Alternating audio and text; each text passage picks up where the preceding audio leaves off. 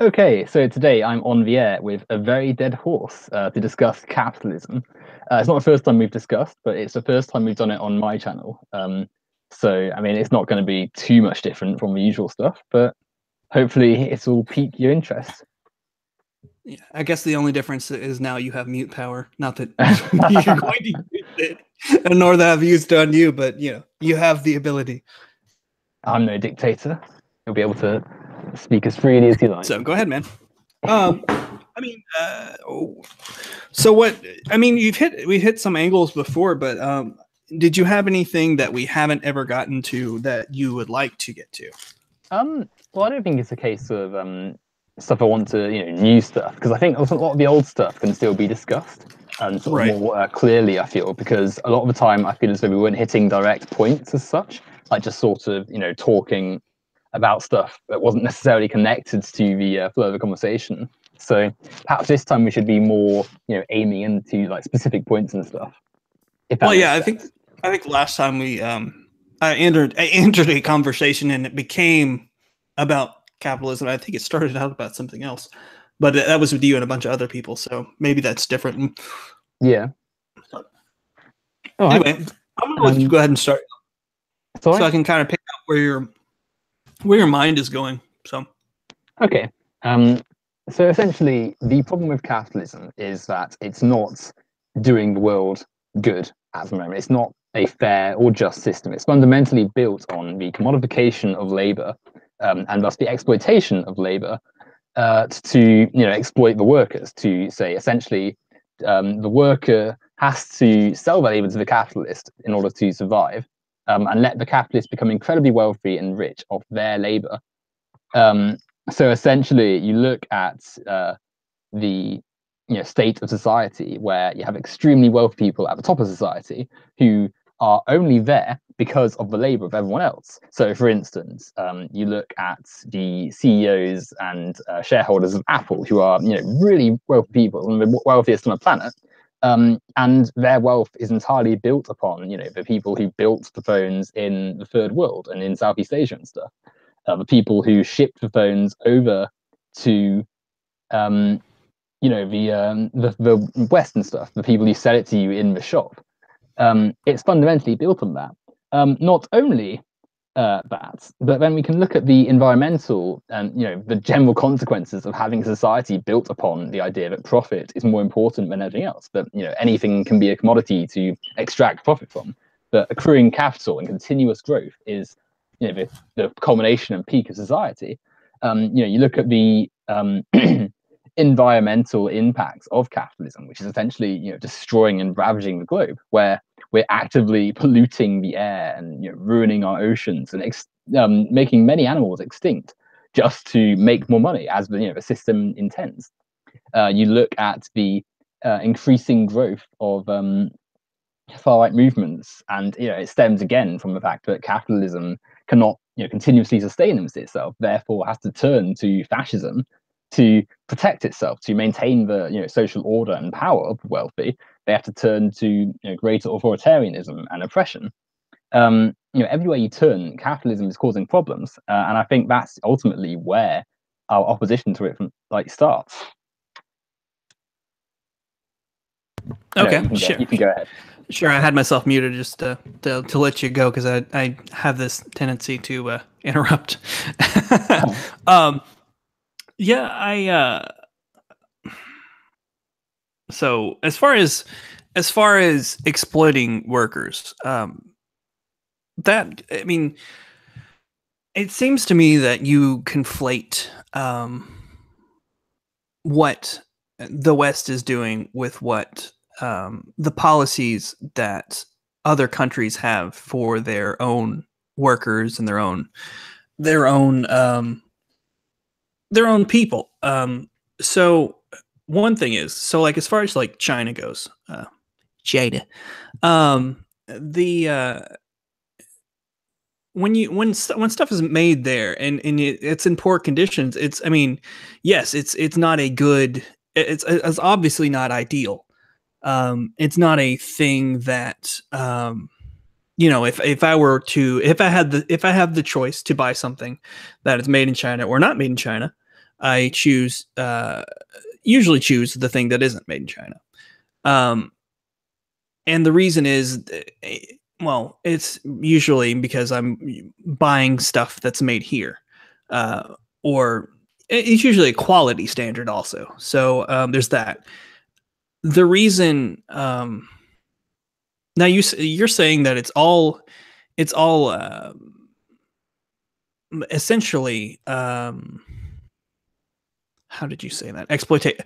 You're saying it's basically all exploitative of the Chinese workers, but I don't think you're seeing the fact that even in the shitty conditions, that these people are living better lives than they would otherwise.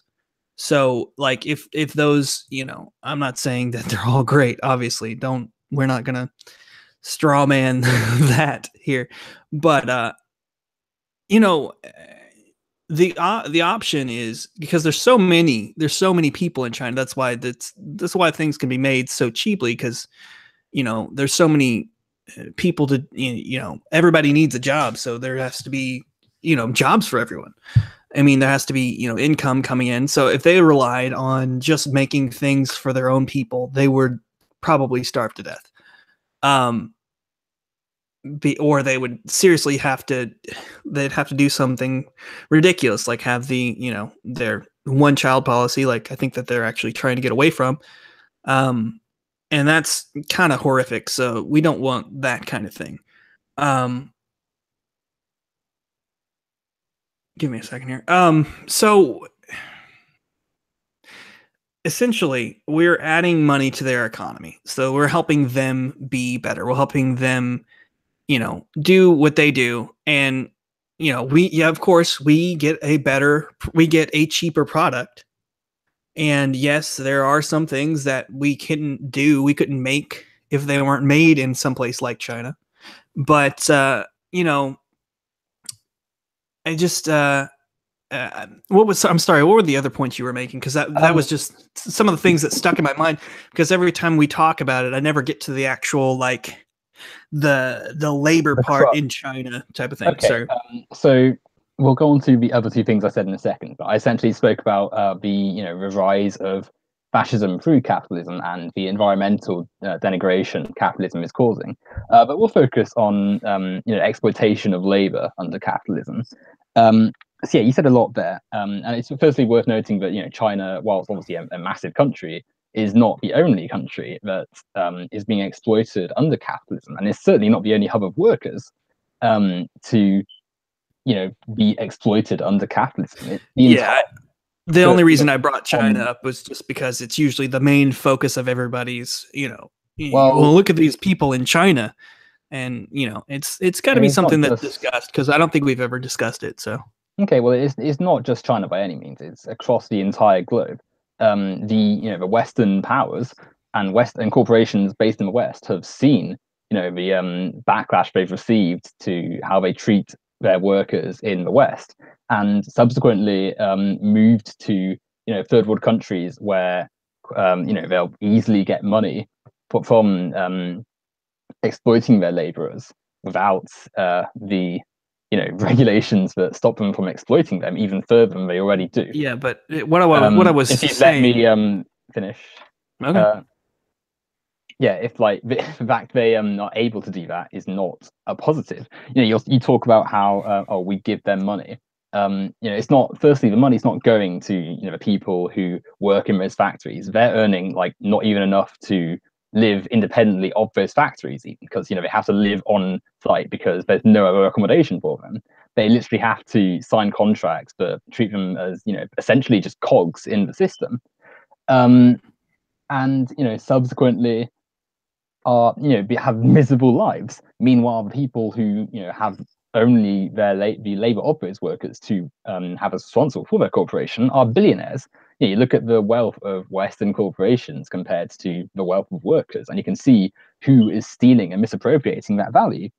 You can't get away from the fact that regardless of how you want to dress it up, the fact that workers are unable to own their own homes, whilst corporations in the other side, the shareholders and stuff, are owning billions based on those workers' labor. That's exploitation. That's theft. Okay. Well, okay. Let's go with the. Sorry, I'm trying to remember. I'm trying to backtrack in my brain where we were. Um, what I was trying to say. As far as the way that you're seeing this, a lot of it has to do with the person. I am going to buy you a 9-volt battery and ship it all the way to freaking the UK so you What? can put it in your smoke detector. Oh, did I it go hear off it again? every single time. Yes. All right. No, what I was saying was that a lot of it has to do with the actual laws that China has for its own workers, or that whatever country has for its own workers. And they're also so I mean, and also some of these people work, they're happy to work for these wages. Like otherwise they'd be working a field somewhere or having to, sell drugs or be a prostitute. And there's a lot of working in a factory is not the worst thing that you can do. I've worked in a few. It's not nearly as bad as it sounds. And I know you don't have a lot of job experience, but I'm trying. It's just it's not nearly as bad as it sounds. It's, you do a job. It's not a very hard job. You put a thing in a spot, you screw a thing into another thing. You put a, you put a piece of plastic into another piece of plastic. And it's not, I mean, and here's the thing: the easier the job is, the easier it is to work more hours. So I had a really simple job at one point, building some electronic stuff, and it wasn't a hard job. I didn't sweat a lot. I didn't have to do a whole lot, but I could work a 10-hour day easy. I could work a 12-hour day, and it'd take a little bit more out of me. But you know, it's not like. And then I've worked other jobs where it's hard physical labor, where obviously that kind of stuff is terrible if you're doing that kind of stuff for that little money. But like when you see a bunch of people putting together like hard drives, or you putting together I don't know, parts for a DVD player or some kind of thing like that. The it's not super labor intensive. It's not like you're going to just die if you work a full day's work, if you have to work overtime. And I think obviously there needs to be more laws in China to fix their worker situation, and obviously that will increase the prices of some things, and that's fine. And after a certain point, if it increases it too much, then we'll obviously it'll be less competitive. It'll be probably more money than it's worth um, to actually have stuff made there. So essentially, it'll have to be made back in the U.S. or I guess if it's in the UK, it'll have to be made in the UK. Or at a certain point, you'll find that it's just not worth the price, and then they'll have to start doing their laws will start getting up to the point where China the wealth of the Chinese is growing. So like they're not getting poorer, they're getting richer than they were, and they're having better standards of lives because of these factories and stuff. But you don't seem to be grasping that idea. Um, okay, well, I'm not grasping the idea because that's just not the case. The Of story course it is. it's not. It's wrong. The story you portrayed is one that the corporations are happy to say out, and they're happy to dress up all these adverts of their lovely factories and smiling workers having their jobs. But it's corporate propaganda. It's a lie. It's not true of the actual conditions that are going on to make the Western corporations money. So, for instance, in China, and in many of the situations, it's not situations, factories and stuff in Southeast Asia, Mhm.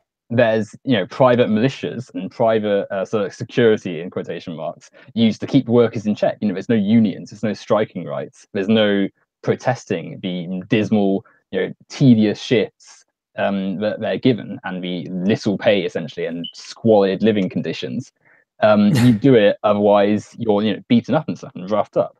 They the workers are so miserable there that they jump out of windows. I'm well aware of what happened at Yeah, Foxconn. suicide net. Yeah, Yeah, awful. But stuff that happens. and If you'd obviously that hold needs on, to if be. you'd let me finish, you just no offense, Yeah, you did speak for quite a while a second ago. yeah. I was addressing the things that you're addressing now. So continue. Yeah, of course, yeah. But anyway, these things, they don't happen because of the backwards times or anything. They don't happen because of the lack of standards. They happen because capitalists, ultimately they seek profit as the system intends. They want to be continuously increasing their capital and attaining more profit and accumulating more power for themselves.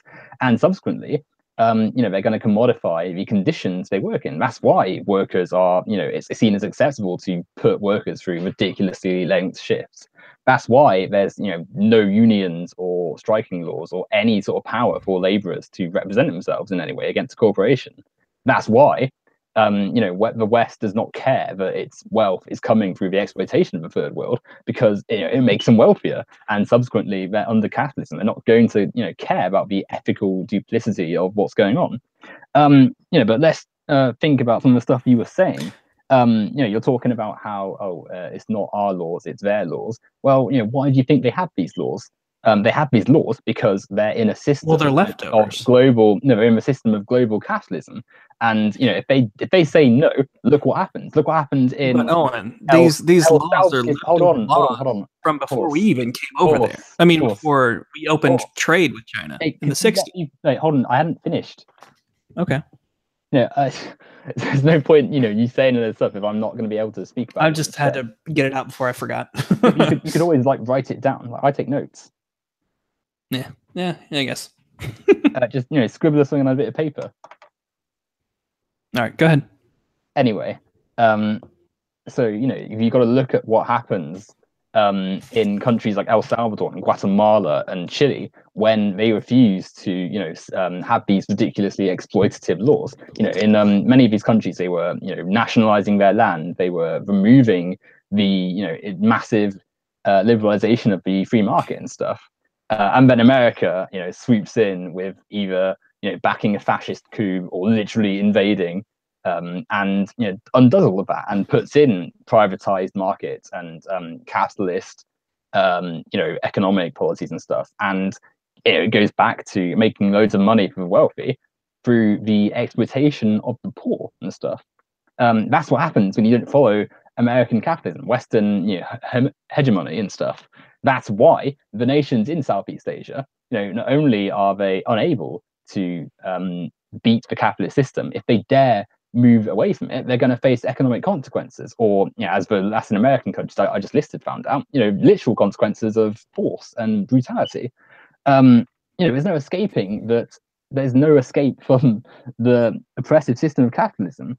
And let's focus more on some of the stuff you were saying. Oh, they need more laws. They should just in time they'll get their own ones. I mean, firstly, that doesn't even work as a abating the actual stuff going on now.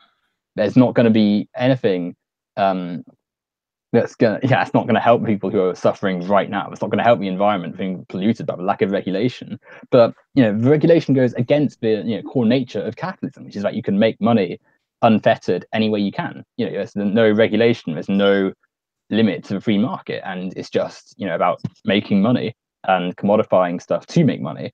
There's no limit. Okay. The capitalist who says that there should be regulations is going to lose out to the one who doesn't, which is why they've gone over to the Southeast Asia and done that. Right. So if you could answer some of those points there. Okay, so another thing you don't understand, don't seem to understand is I'm not just trying to talk down to you, but marketing, man. So when people hear about the exploitative conditions of things, and they're like, okay, well, maybe we don't buy from them, or maybe we do this, or maybe we do that. it's bad for business. These things are bad for business, but I mean, at a certain point, see the reason. So like iPhones or like computers and let me try to think of all the other things. Anyway, there's a lot of different places that can't, like in the U.S. China has all these rare earth materials, rare earth magnets, different things that we can't physically get. So that's another reason why all these things are made where they're made, because they control all of that. So essentially, you wouldn't have any of the stuff. I mean, you wouldn't be able to get any of the electronic type stuff that you need, or you not necessarily need, but I mean, helps you function daily. If you didn't have those specific, you know, if we weren't able to get those types of minerals. And like I was saying, as far as bad business, people boycott things all the time and just totally like stop buying from certain places all the time because they hear about a like a company doing something bad, like the UK with your Amazon problem or whatever, where I saw that somebody that the one of the workers were peeing in bottles supposedly, so that because they weren't allowed to go to the bathroom, which kind of sounds far-fetched, but I'll take it at face value. So a bunch of people were boycotting Amazon for that, or I mean, just all kinds of. I mean, there's other. It's not a. This is because this is a one. This is a one thing. You can't. You seem to be using capitalism as a catch-all for all of your problems. Everything you see is, it's not a simple answer. It's not a well, because capitalism, everything in the world that's wrong is wrong. Like all these things existed before capitalism was a thing. So I mean, and as far as the other things go, as far as like fascisms and we can come on to that in a second. Facts, dead horse. Facts. That's man. Anyway, well, firstly, to address what you immediately said, yes, actually, capitalism can be blamed for everything in the world. The system is fundamentally. But hold on, let me interrupt real quick. Like, you realize that when you blame capitalism, when you blame capitalism and you say the way that you do, the way that you say everything is capitalism's fault and everyone's a fascist, you sound like I don't say everyone's a fascist though. When have I said everyone's a fascist? Well, you have this tendency to relate everything to fascism. Who have I called a fascist? So. I mean, you've called Trump. You've called all kinds of Trump, people. Anyone right of center fascist. I've seen. We'll list some examples then, because this is just. I mean, so you said that Republicans are fascist. I mean, I follow you on Twitter. I see what you tweet every day. And are the Republicans not fascist? And Trump not a fascist? No. So even though what they're doing is akin to what happened in Nazi Germany and fascist Italy, even though their argument and their ideology is fundamentally about authoritarianism and deregulation of capitalism and stuff. Fundamental tenets of fascism. Anyway, fascism involves taking over. Fascism involves taking over large sections of the economy, which is not. It just is not capitalism. Capitalism is a free. It is a free thing. Without the freer it is, the more capitalist. We'll come on to this. The more capitalist it is. Later. So anyway, what I was trying to get my point that I was making. Yeah, we'll come was on to that you later. Use those in the same way that like the McCarthy and Joe McCarthy did with communists. Fascists are everywhere. They're coming to get you. It makes me laugh. It's just it's a silly thing. It's not silly. It's not silly at all. You look at what this administration is doing right now. So both deregulate the market. And legislate against people. Look at the way we're ICE is cracking down on undocumented people, and the police are ramping up militarism. But we'll come on to that in a What second. about it? We'll come on to that later. That has nothing to do with capitalism. And it has nothing to do with fascism. But will you listen? It does, and we'll come on to that later. But right now, we're talking about labor exploitation, and you haven't actually addressed the fact that labor is not a commodity, or should not be a commodity to be, profited off. Why should someone take the labor of everyone else and then accrue, become really wealthy off other people's labor? The workers, because they're making them richer. They're not making them richer. They're enriching their lives. They're not. They're giving them money to do a job. They're giving them money to do a job that they would otherwise not have.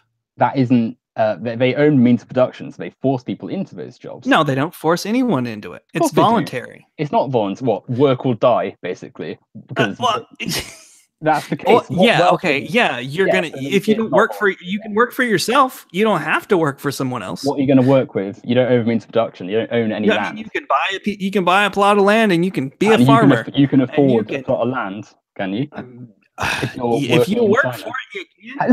Exactly. If you work for it by going.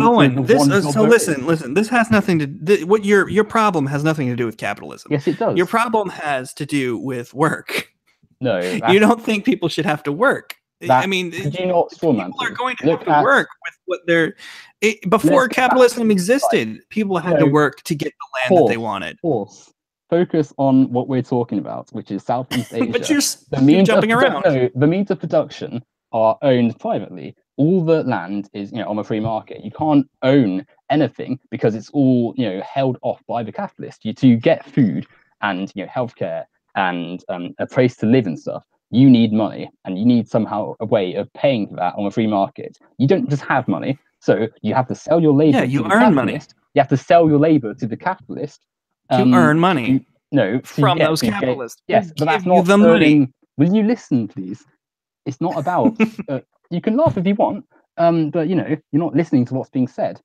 You have to let the capitalists profit off your labor to essentially survive. Because if you don't, you won't have food, and you won't have land, or land. You won't be able to pay your rent, or have water and stuff, and you'll die. So you don't have a choice as to whether you're exploited. You have to be exploited, otherwise you die. But it's not giving you money. It's taking value out of what you did and giving you less of it. This existed. This what you're talking about has existed since the beginning of humanity. Jesus. That doesn't change, but it's capitalism. No, it doesn't. Okay, so the way that I like to describe capitalism is basically like a law of nature almost. If you want something, you're gonna have to freaking work for it, man. You can't just. You're like, well, they don't give you land and they won't. I'm like, dude, you're gonna have to just get. Obviously, you're not just gonna get free. Who's gonna provide the free shit? Who's going to just give you things? I don't get where you're going from with that. It doesn't listening to what's being said, horse. You don't. You're not considering the fact that the entire system is built upon theft of value of labor. But what I'm saying is the system that you are speaking of has existed before what you were complaining about.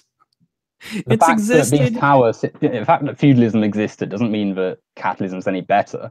You're not listening to what the whole point is, overthrowing this power system.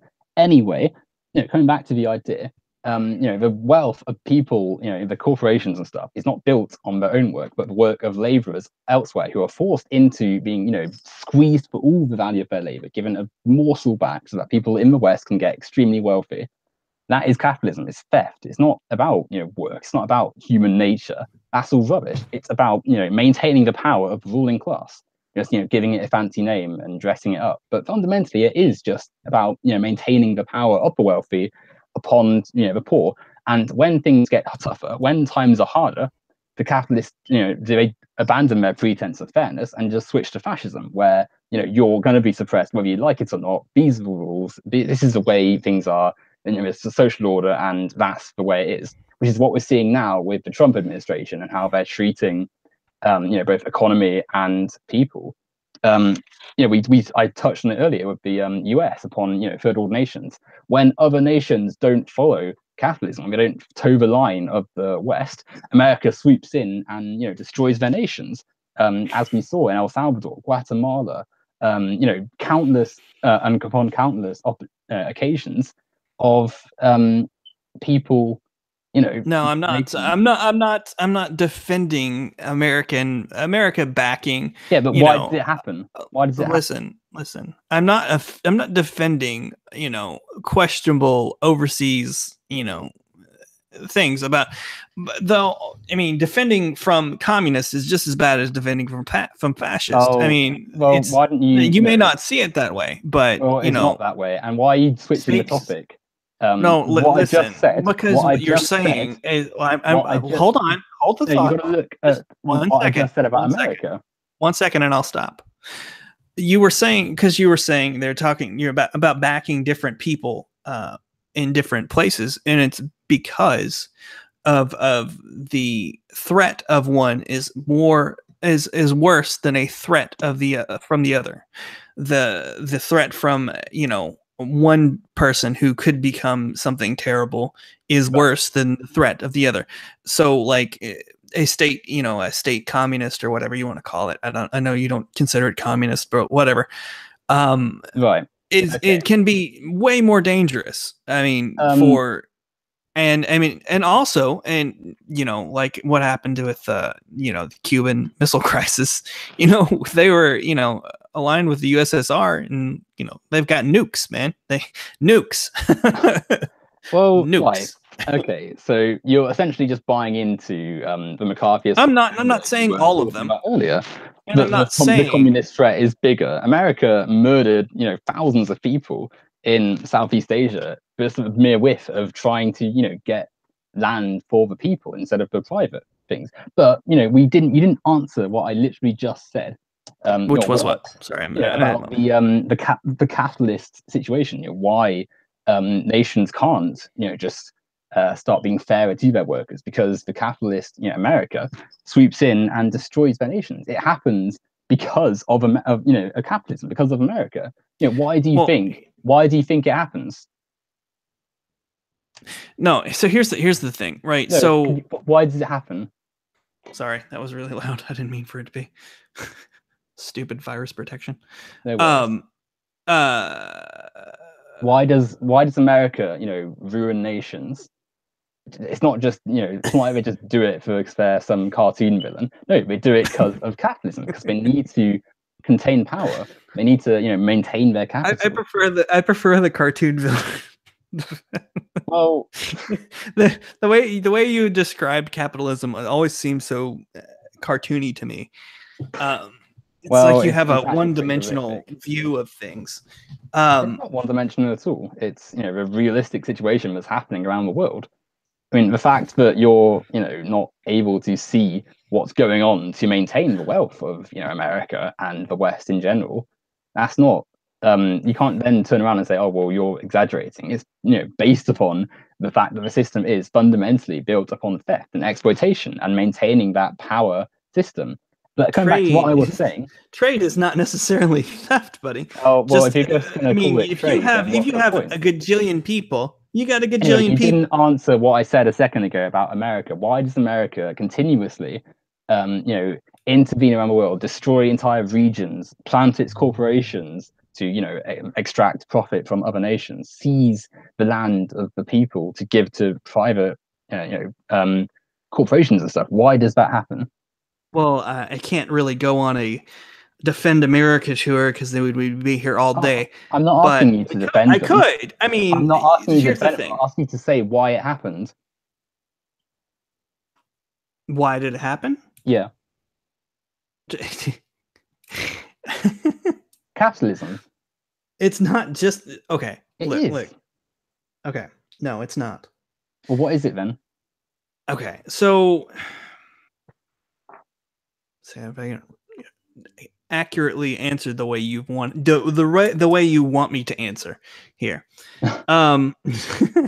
without veering off into something else.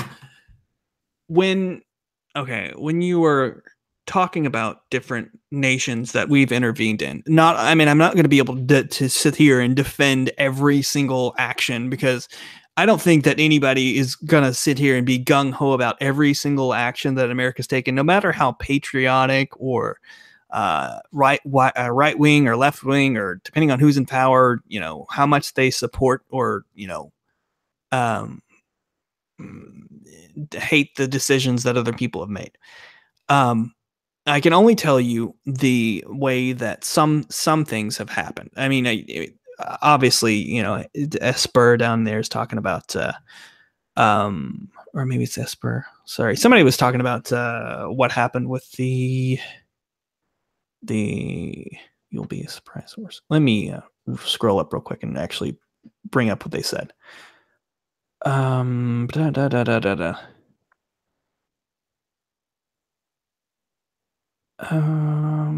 United Fruit Company is what they were talking about. And I'm like, I can't sit there and defend that kind of thing, but you know, obviously, can you not see that at one point that communism was a real threat to I mean, it was a real threat to humanity. I mean, are you going to defend what the USSR was doing and how it treated its people? Or are you going to defend, you know, what Mao did, or what? Well, what that is a threat. That is a genuine threat that we had to defend against, man. And we couldn't. You know, there's a certain amount of decisions that we made that were good. Some were garbage. But so that's the reason. That it's more it's more. Sorry to cut you off. Listen to me. Hold on. It's more to do with the threat of the actual nation in the spread of that type of state communism that was so destructive than it is with the actual capitalism. Because, I mean, they could have just been, you know, they could have just been anything else, and it probably wouldn't have turned out the way that it had turned out. Sorry, I'm like getting tongue-tied. Yeah, go for it, man. I asked you to explain why America continuously, you know, ruins nations. And I just did. Yeah, you said, "Oh, well, we got to protect from the threat of dictators and stuff." You know, that's not a legitimate reason. You're essentially arguing that America is the arbiter of justice, which, you know, it's not. At the time, I'm not saying that you are, though, because you're essentially that. You are, though, because you're essentially saying that America gets to decide what is and what isn't a threat. A country which, you know, until recently didn't allow for, you know, black people to vote. What doesn't consider LGBTQ people a legitimate thing.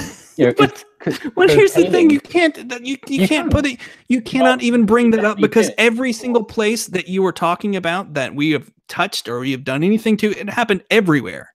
Everywhere. Well, actually, a lot of the places didn't consider that being a thing before, you know, Western powers sort of putting in fundamental Christianity. Yes. No. Racism has been around since the freaking racism. Let me finish, horse. Right. You know, the threat. Firstly, right, the threat of dictators in, you know, Maoist China or Stalinist Russia. That's not the fault of communism whatsoever. That's not worker. I know, not real communism. Well, no, you not say stuff like that, please. Not real communism. If you can't fathom that a system of worker ownership is not what was present in Russia and China, you have no place talking about this sort of stuff, because, you know, it's an insult to say that. But what I'm saying, what you're saying can come in a second when I finished. It's an insult to people who, you know, died trying to fight for liberation of the people in those countries, to suggest that Stalin, this, you know, authoritarian, evil dictator, you know, was communist, was representative of the end of social inequality in class, the end of commodification of labor. You know, it's just insulting and ignorant about this.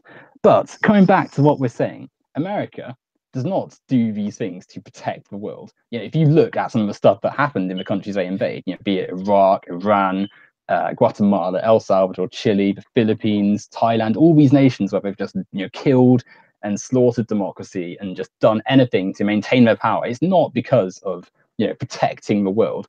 It's because they want to maintain capitalism. They want to maintain their power. You look at what's going on in. You look at what's going on. You look at what's going on right now. You look at what's going on right now. You look at what's going on right now in America. None of that. You look at what's going on right now in America, and when this is happening, their cities, their country's a mess. There's poverty. There's basic human rights being denied. There's the severe decay of infrastructure. They didn't care about justice. The American system is not made to stop because you're talking about things you don't know about. Says Mr. The communist threat. You got to look at the situation of the world. But you brought up things like Iraq and Iraq and Afghanistan. Those don't have anything to do with capitalism. We didn't gain anything. We didn't gain anything from that. You didn't gain anything, but the people who made the decision to go to war did. Their defense contractor buddies made millions off the war in Iraq. Look at how wealthy that administration or the key members are now. Okay, there's a point to be made there, but that's not that's not capitalism though. That's not no. Listen, because you always conflate what the government does to what the free market does, and they're different things. Like, okay, so like you get the government on one hand, and the more the government controls the more the government controls the market, the less free market, the less capitalist the actual system is. The more the government controls the actual market, the more it becomes fascism, or it becomes state communism. It gets closer to that kind of thing. Yeah. Because the literally. So when I hear you or when I hear any ANCAPs, whenever I hear any ANCAPs say that's or ANCAPs ANCOMs say that's not real socialism, this literally what I hear from the ANCAPs is that's not real capitalism. So it's literally, well, it's not though, is it? What are the core tenets of capitalism? This capitalism is the American capitalism is, well, it's slightly more capitalist than the, let's see how I want to say this. It is as much free market as this USSR's communism was, communism. I mean that's essentially what you're saying. That's not what. Essentially, what I'm trying to get to is that you're saying something is not real. Every time I hear socialism is, it only works without a state. It does never worked without a state, and it won't work without a state because there's no way of making it work without a state. There's no one to steal from. I mean, there's no way that if we just became socialist, became your version of socialist tomorrow. Sorry to cut you off. If you actually focus on one thing at a time, please, because you're saying 20 things. Right? That's what you do, buddy.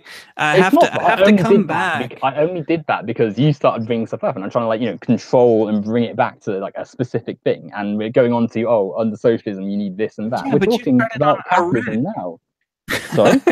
You started talking about Iraq. You started talking about socialism and stuff when that has nothing to do with it. I'm asking you to, there's no point saying, if you're talking about there's no real capitalism, it's not the case. The capitalist, ideas and ideals about, private property and about labor commodification and stuff, they are fundamentally upheld, with the capitalist system we have today. It doesn't matter that it's not 100% a free market and we have governments. The capitalists don't care. The state protects capitalism. It's just an institution of, the capitalist system, protecting itself with laws that fundamentally exist to protect private property and, a police force to protect that private property. And I'm not arguing against those things. Yes, and exactly what I am saying is that's why the system is capitalist, because this idea that somehow it's not capitalist because there's a state is just completely false, because it forgets one of the things that the state exists. The state exists to protect capitalism. And I get that. Yes. Yeah, so okay. you can't say to me that it's not real capitalism when it clearly is. I'm agreeing with part of what you're saying. Now, what I'm saying is that there are companies that lobby the government and they get kickbacks and shit like that. That part of that part is not capitalism. Why That does is it happen? that is corporatism. And it comes from having a government that is too large to do, that should not be able to do those type of things. That's the reason why. But why does it happen? What it happens because the government is too large, But why does and that happen? the government collects too many taxes. But why And does because that the government happen? collects, I'm getting there.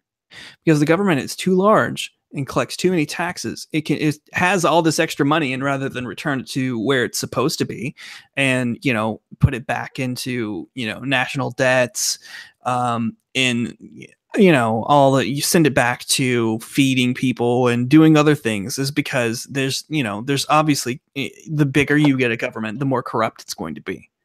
So that's one reason why that conservatives and libertarians are for smaller government, and why ANCAPs are kind of like no government, because we don't think that anything can be, you don't think we can have a government without this kind of thing. And that's essentially why you guys don't want. I mean, essentially, when you're saying like a stateless socialism and an international socialism, that you can obviously see the corruption in government. I mean, I'm guessing with the okay, to stop you before you go into talking about socialism, you didn't again say, why does the corruption in government happen? Why does the fact that it's power, it's a collection of power, yes, and what system politicians is designed? What is capital? What is the whole purpose of capitalism about?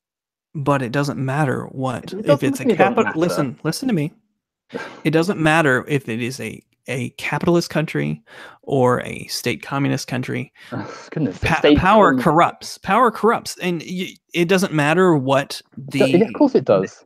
No, I mean, people in power always want more power. And that's not, listen, that's why it's about breaking down the class system, the system that maintains that element of power. That's the whole point of anti-capitalism, breaking down the thing. You can't just say, oh well, it's always going to be corrupt, so we'll just keep but my point is that your ire should be more with the government, with the politicians, and less with the actual people. Well, that's not good enough. But it is. What's going to change if you have a small government all of a sudden? What's actually going to change? Nothing. Well, you don't have any lobbying power. Some of these corporations that are in the bed with these politicians. But why does that happen? Because money. It's a free market. Your money's always going to rule over anything. No. It has nothing to do with the market. It has absolutely everything to do with the market. Listen, the whole country is based upon. Oh no, it's my turn to speak now. The whole country. You've been speaking. You were just speaking a second ago. I'll let you finish. The whole purpose of capitalism is about maintaining that power, continuously accruing profits and stuff. It's in line with the system for corporations to lobby, because it's it's just a free market. It's unfettered capitalism. It's just it's not unfettered. It's just people pumping money into something to maintain their power. And yeah, you can say, oh, well, it's not about the system, but that doesn't matter. It's the system's consequence of just continuously trying to gain power and profits and stuff to try and accrue and grow that capital, that power. So it's no surprise that the institutions of democracy are going to be corrupted by money under capitalism because of the the nature of the system. And you talk about smaller government. What's going to change? There's fewer people, there's fewer administrations, there's fewer regulations. That's not going to change a thing. That's going to make it easier for capitalists to do what they want. And they're still going to have their police force and their protection of the private property. You're not focusing on the actual nature of capitalism, the actual thing. You're just essentially dressing it up with, it's not this, it's not that, when the consequence of the system is what we have today. It's a dying planet with a fascist movement growing because we've failed to address the inherent inequality and evils of capitalism. We're not looking at, or you're not looking at, rather, the fact that the system is, the capitalists don't care that you don't think it's pure capitalism. They're going to be, super wealthy either way. They think it's a bit laughable maybe that you're not they like it when people like yourself, say, oh, it's not real capitalism, and the government being involved makes it harder. They don't care that in America certainly they're not going to care whether it's the government is the way it is today, or if they want it if it's smaller, then they're not going. What's going to change? It's still going to be corporate backed. And people talk about corporatism and crony capitalism as though it's not just capitalism in action. But fundamentally, be it in the war in Iraq or in mistreatment of workers across the globe, especially in the third world and stuff, it fundamentally comes down to capitalism. You done?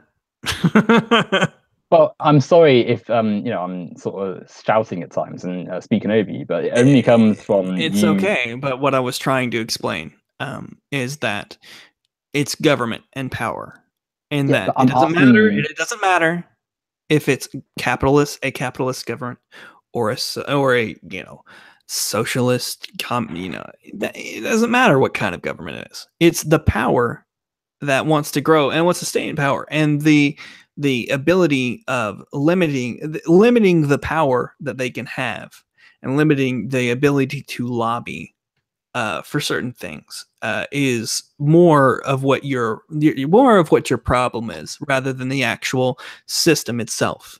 If that makes sense. It doesn't make sense. Let me get there. I'll explain it.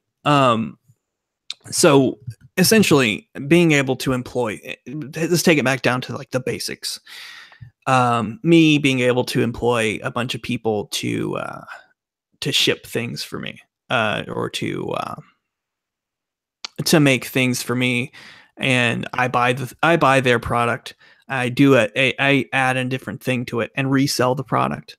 That's not either of us being exploited. That is them benefiting from my money that's coming from me selling something else.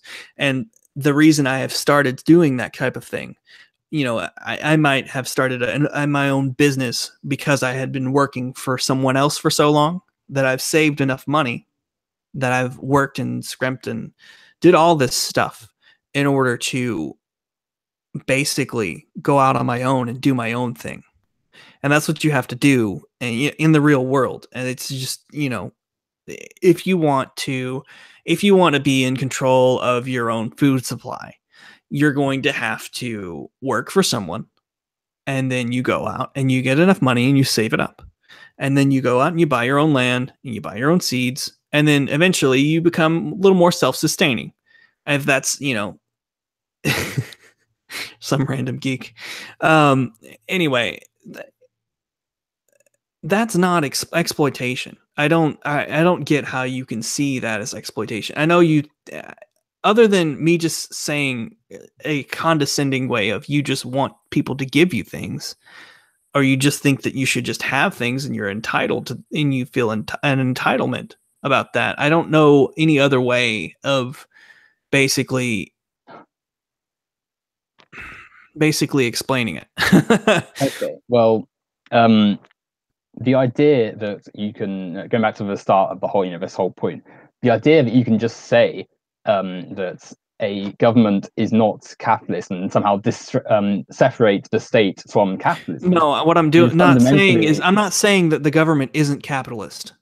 What I'm saying is that when you say something is not socialist because, and I am saying, well, I can use your same argument to say it's not capitalist because. But it's not the same argument, though. It is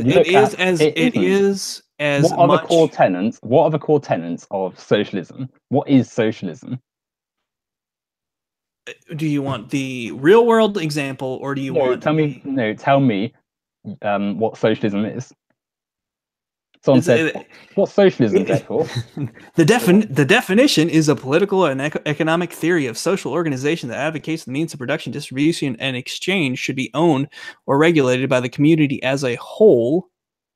But you have to have those things first in order to. That doesn't mean you have to have those things. In order to create our last conversation. Well, ignore what you personally think about socialism. You just read it out, yeah? Worker ownership and means of production, the end of the social oppression, of state and social class. Therefore, a specific thing, the idea that workers should own it all. There shouldn't be this idea of private property and class systems and stuff. Now, was that seen in Soviet Russia, which had a dictator, or North Korea, which has basically a monarchy, essentially, feigning as a democracy?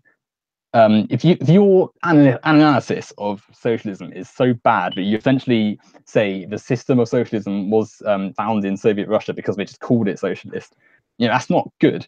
Now, switch the situation to capitalism, what I'm saying, where the core tenets of capitalism are not upheld. No, sorry, the core tenets of capitalism are upheld in this system. Private property, the private property of the wealthy is maintained under this system. The state does that with the police and with the laws to protect the wealthy. That's what the state is. It's not it's not created in spite of capitalism. It's created because of capitalism. If I may, I've not finished. I've got another definition for you. There's no other definition. I do. I have one for you. Another definition. Yes. Joseph Stalin. Capitalism. An economic and political system in which the country's trade and industry are controlled by private owners for profit rather than by the state. So the more the state intervenes, the less capitalist it becomes. Now, if you want to hear another definition, I've got one here for you.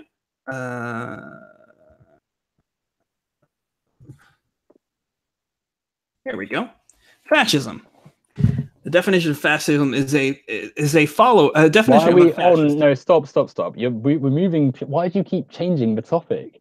Because I'm trying to focus on one thing, right? And you're just switching to other ones. I literally said at the start, let's focus on one thing. I know, but you keep going back to things that you were talking about. Come back to stuff that you've said, and then you've switched it, 4 or 5 topics later. Course, I'm trying to keep it. But what I'm saying is, you brought up the definition of socialism. I looked up the definition of socialism. I looked up the definition of capitalism.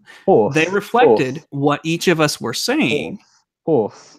And what I'm saying is, hold on a second. I only brought up definitions to show you that the argument of, if you're saying no true socialism and I can say no true capitalism is wrong, because there's fundamental. It's not no true socialism. It's this country fundamentally was not socialist.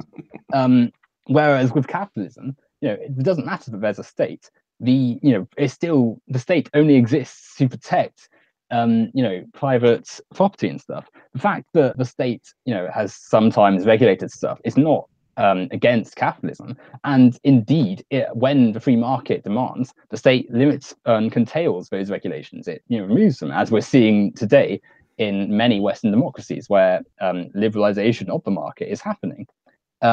You're ignoring the fact that the state was fundamentally created by the wealthy to maintain their power, and whenever progress has come, it's not come through capitalism, it's come through movements against the order. It's come through social progress movements, through labor strikes and stuff. It's not about what you're saying it's about. And the profits, you're talking about how if you're benefiting everyone by participating in the system. Well, no, you're not. If you're making profit off the people who are working for you, you're literally exploiting them. You're taking the value of their labor, benefiting yourself without having done anything. And then no. Stop right there. What do you mean? Not having done anything is the part where you seem to lose. That's not having done anything. The idea that because a person has to hire people to do things does not mean that they have not done anything. They haven't done anything to warrant their profits. What does the CEO of Apple? True. Why should the people who make the phone not receive the money made from that phone over in the West? They're entirely responsible. They do. Existing. They don't. They get pennies next to the billions of the CEO. They get higher than the actual regular wage of the country. But that's neither here nor there. It's just what I'm saying is you have a problem with a hierarchy of people. So if this person says, "Man, I will give you this much money to do this," and you're like, "Well, you're gonna earn money from what I'm doing." I'm like, "Yeah, but I'm giving you money to do this," and So Yeah, I mean, you can take it or leave it. You can go somewhere else, and they'll do that. And you're like, well, but I'm going to give you more money to do with what I want to do. And you're like, okay, well, I'll come work for you. And so it keeps going on and up the scale. I mean, it's not exploit. You can't compare the 50 levels between the CEO and the person making a disc, putting a screw into a machine. I mean, that's absolutely can.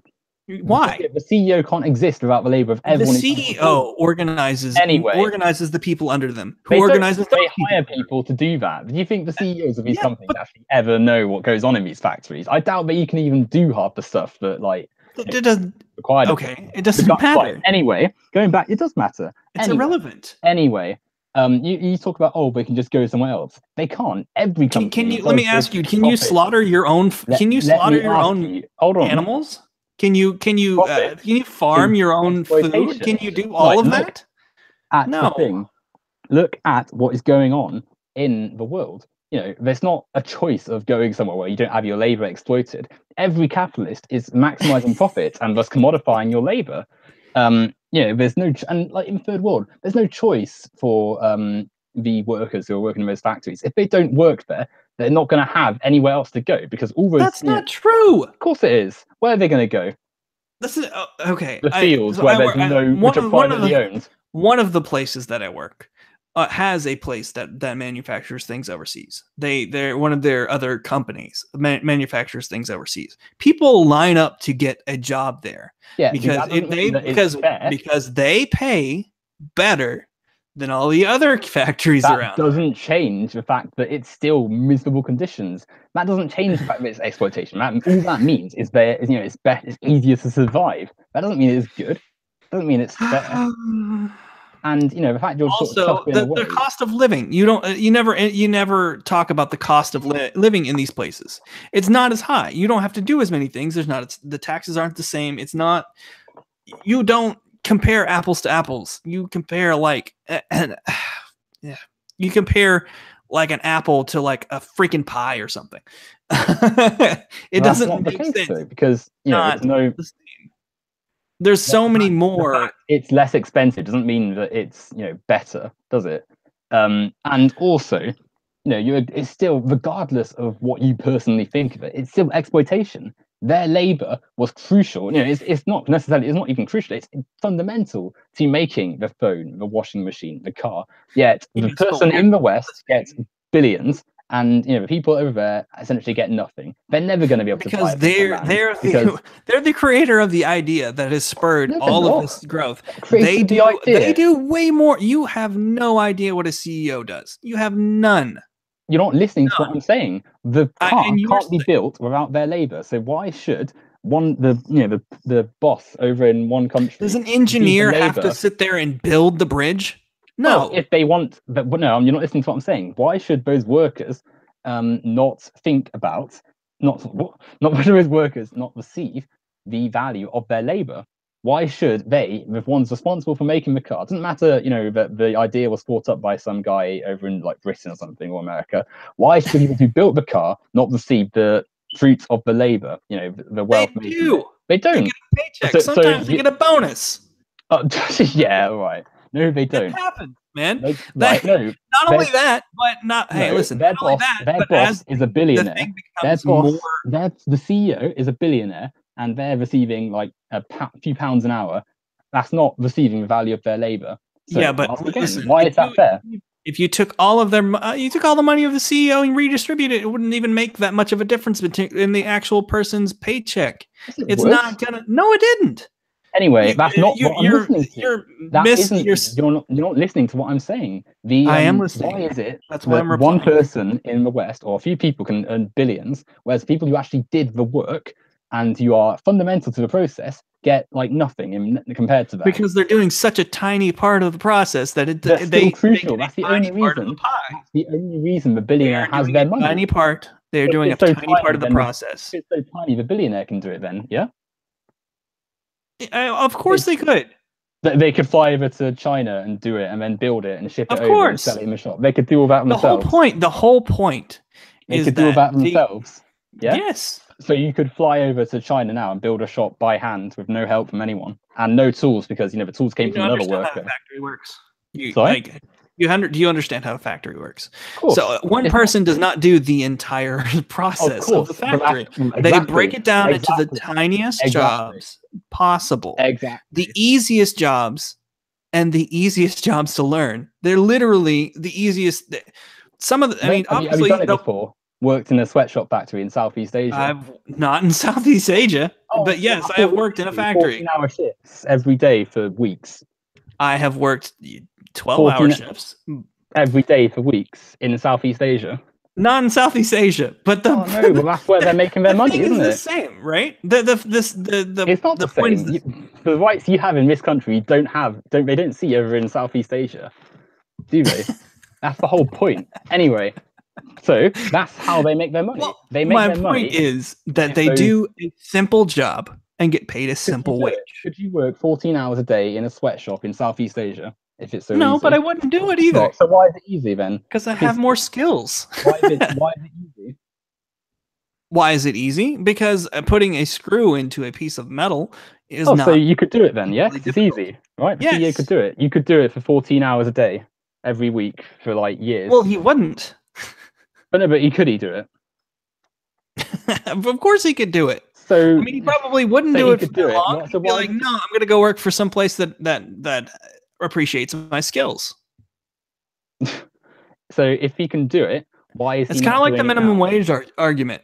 No, when focus on what's being said now. Yeah, the CEO needs the labor of everyone else in that factory to make their money. Yeah.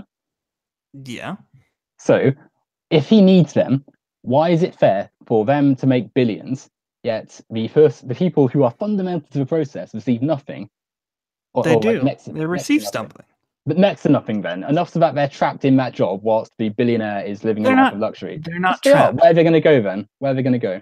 Another factory. I mean, that's exactly another factory. They can go work in the field. They can go farm. I mean, the whole point, the whole reason that they work there to begin with. Who owns the land in a farm?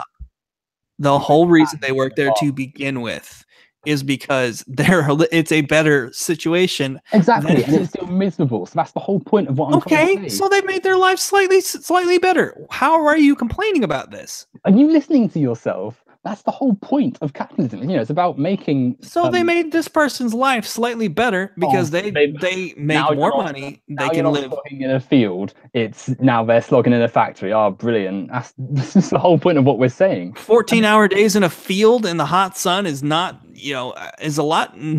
nearly as great as sitting and putting screws in a. Based on what? Like you said, you've never done it in Southeast Asia, where there's no, they don't have to have any health and safety because they can just dump anything anywhere. In Bangladesh the other year, one of those factories just collapsed because of how unsafe the structure was, and like hundreds of people died. Yeah, that's not very good. But the company who did it, they got away scot-free. Well, it's not the company's fault if they bought the factory. If they bought the factory, that's one thing. A lot of times, another thing you don't seem to realize is that not only I've worked at a computer company before, and a lot of things that they do is you'll get a motherboard, but it can be made anywhere. It can be made in a place in Taiwan, Hong Kong, a myriad of different places. And not only will they supply to, let's say, Apple, but they will also supply to Dell and HP and I guess not Compaq, but you get the point. So it's not a one person thing. It's the whole Foxconn thing. It's not an American company where they just, this specific company is to blame for everything. Apple is to blame for everything that happens at Foxconn, because what Foxconn is their own thing, and they subcontract out to different companies. Companies, the reason why they can do the reason they do these things is these Chinese companies, they will have the factory, they'll build the factory, everything's set up to build a certain thing. or something similar, and then then the American company or the British company or the whatever company will say, well, we need this part, and can you make it? You make this many, and we need it for this amount of months, and so can you do that? And then in the Asian, Southeast Asian company will say, sure, we'll do that. But with a funnier accent. Why is it a funny accent? And it's a joke, man. It wasn't a very funny joke. I know. Why say it then? But anyway, so they'll do this for they'll do this for the money, man, and exactly, they'll do it for the money. That's the whole point. Capitalism is about making money, whatever doesn't matter. It enriches people's lives, man. It's those people who died in the factory collapse. They had their lives enriched. No, they didn't, obviously. But what I'm saying, why did it happen? It's because the freaking country had poor the country had poor safety regulations. Why did that happen? I don't know. Because you do know. The corporations, the wealthy, lobbied to cut a corner to make more money, to not have to bother with regulations about health and safety, because they can make more profits not having to install basic building structural safety techniques and stuff. It all comes down. My to point the system. Is you're blaming. Your point is irrelevant because you're not blaming people that don't have anything to do with it. That's my point. To do with it. You're blaming. So whereas you could. Instead of saying, this such and such company is to blame and it's, capitalism because of this. And I'm like, no, it's because of the country, and they didn't have these basic common sense laws in place. I'm not an anarchist. I want there to be some laws, and, there needs to be some things to do that, where safety is concerned, but, it's just you're just essentially just like, well, this is totally their fault, and I'm like, no, it's not. You aren't thinking about why things happen. You can't just say, oh, I don't know. You got to think what do you regulation? It's all very well saying, oh, they need to have better regulations, but then you got to ask yourself why they weren't there. It's not like no one in India or no one in Bangladesh knows that buildings can collapse if you don't look after them. It happens because the wealthy do not care about anything but their own profits. They want, as per capitalism, and that's a shitty thing on them. That's the whole point of wanting change. We shouldn't be allowing ourselves to be dictated by the wealth of capitalism. We can't be allowing ourselves to be having a system where the wealthy can just do as they wish because they have the wealth to, because the free market does not care for anything but profits and wealth. You're not understanding that these things happen because of the system, not just randomly and without consequence. And ultimately it all stems back to the system. It's not like Apple could very easily, a multi-billion corporation, make sure there were safety regulations, or whichever company in the West could make sure there were more safety in the places they were outsourcing their stuff to, but they don't care because they make more money from it. They don't control that company. They do. That's my point. They could very easily pull out from using these things. They could very easily source better things. And my point is, there are very few. What I brought up earlier, the reason I brought it up, is there are very few places that can source these materials. Like the materials that are being found in technology and stuff. All that stuff they can't be sourced from America or the UK or that's so what's happened. I'm getting there. Is these certain companies that are these certain Asian companies, they're in with the government, that are government backed, and obviously not capitalist. Sure. Because they're in with the government. But why does it happen? Government, and even some of them that are nationalized things, are nationalized companies, are in charge of these minerals, and so you can only get them through certain places. But And I try. That's why I brought them places? up. That's why I bring them up, because it's an important thing to know about, because most people don't understand that. Right, let's So think it's about it more critically. Why are these places so like poorly treating of their workers? well, hold on one second. Ambulance. Okay, Yeah. sorry. Why are these places so poorly treating of their workers? Like, why, for instance, are there all these hideous mines in Africa where silicon is extracted for essentially nothing? They're often using literal slavery to maintain these things, or not maintain, but to collect these resources, and then the capitalists, either in America or the few in Africa controlling said mine, are making billions and millions and stuff off it. Why is that happening? Well, it's because the workers don't, are used to a standard, and Used to a standard. when the lower the less they're used to a standard, the I guess how do I explain this? The more they, if you're making, uh $3 an hour, but you can live off of, you know, $20 a day, you don't necessarily complain about $3 an hour, because it's not that much. It's not that big a deal. Well, that's rubbish. Do you think the workers are happy, being pushed into mines basically to slog it out in horrid conditions? I didn't say they were happy, You said but they were like you said they were like comfortable and stuff, and they thought, I oh, didn't well, I didn't say what comfortable. did you say then? I mean, so your choices are: have a job, don't have a job, make no money, and starve. That's not a choice, then, is Or it? Starve or work. That's not they're comfortable with. it's If I been don't work, I'll starve or starve. work ever since it's been starve or work ever since money was created. That doesn't change a thing. That doesn't change that it's good. Like, how is It's that actually even been an before that even.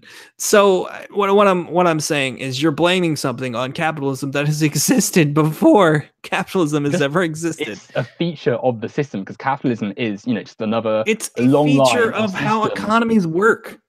under It's a this fact system. of Go and it's a fight. thing that if you start monkeying around with stuff like that, then obviously corruption happens, then things collapse.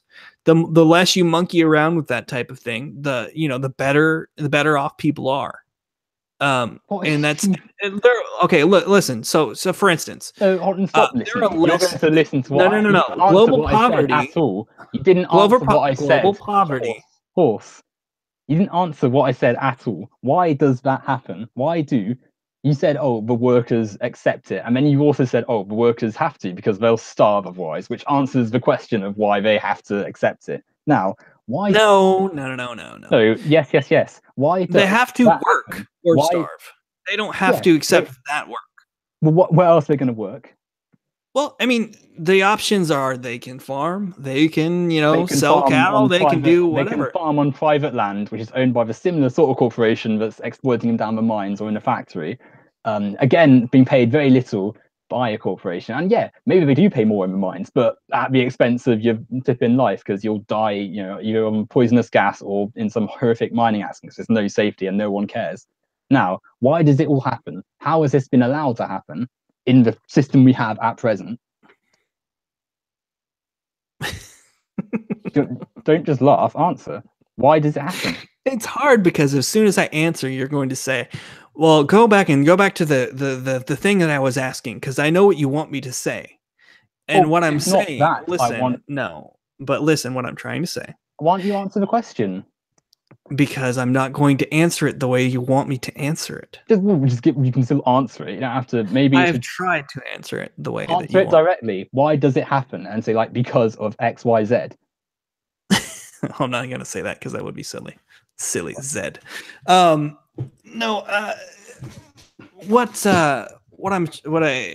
It happens. The exploitation happens because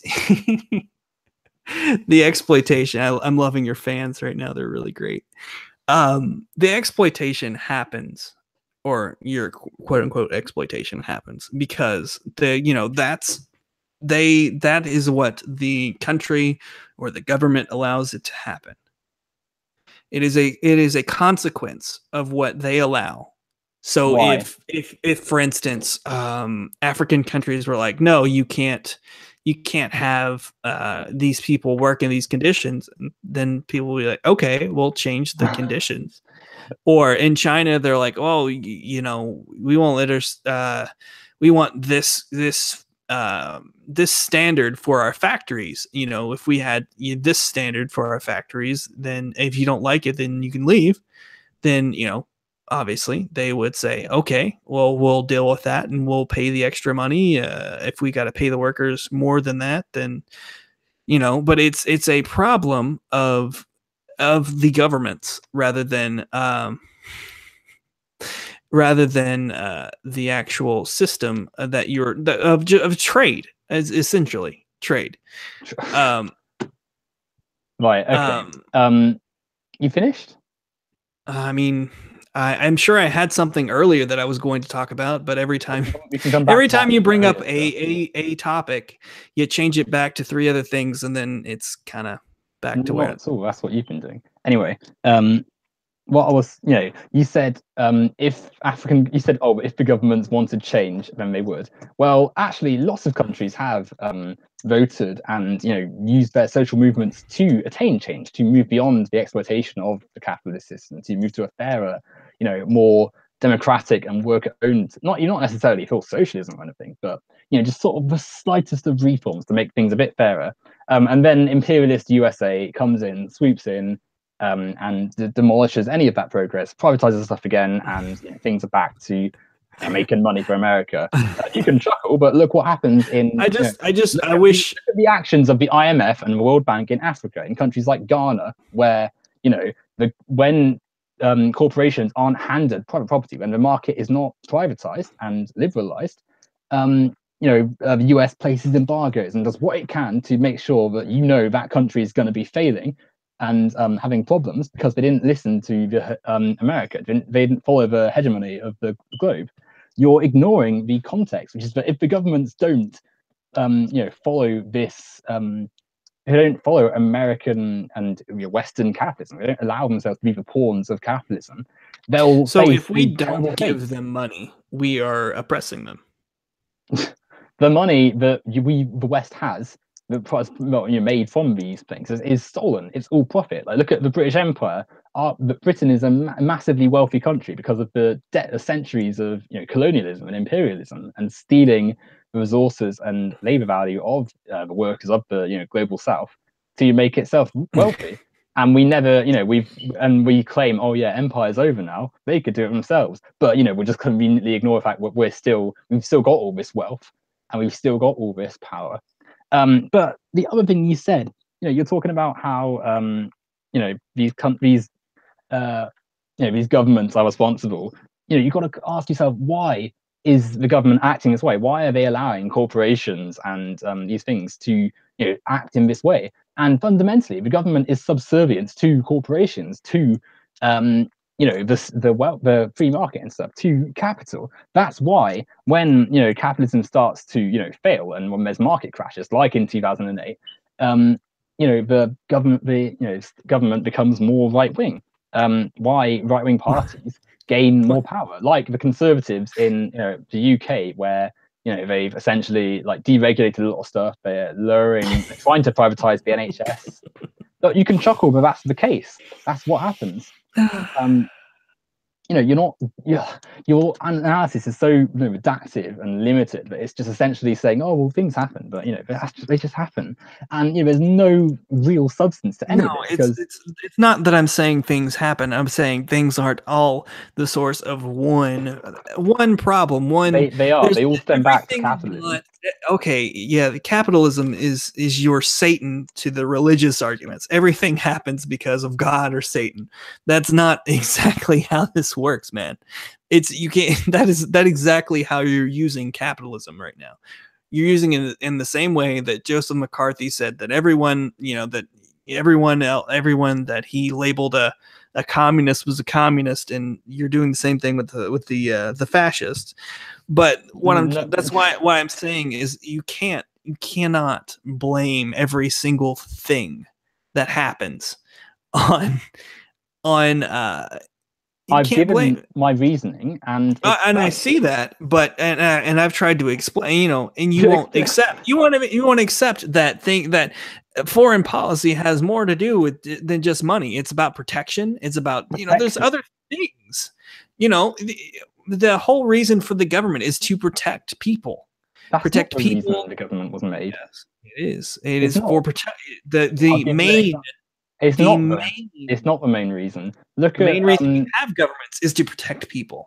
Is to protect people and their rights. It's protect people and protect rights. Protect private property. Look, what about the rights? Rights, yes, rights. Look at the way American citizens are treated, where they just look at the prison system in America. Who? Which American citizens? What are you talking about? The ones who don't have clean drinking water in Flint, for instance. The ones. Okay. Well, no. We'll pause there. I'll explain. I'll explain. No, because you're gonna jump to something else if I don't. Yeah, because I'm listing things that America doesn't do for its country. I'll tell you about. No, you won't tell me. Because you don't understand. You won't tell me. I do. You don't understand, said Mr. What?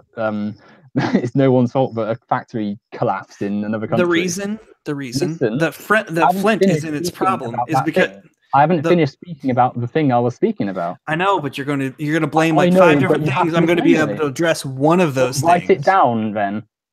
Because if I bring it up later, you're going to be like, wait, let me talk about that. And I'm like, no. You've always been changing the topic. Now, you asked me something. I'm going to list some stuff for you, and you're not going to just jump in after one thing I've listed.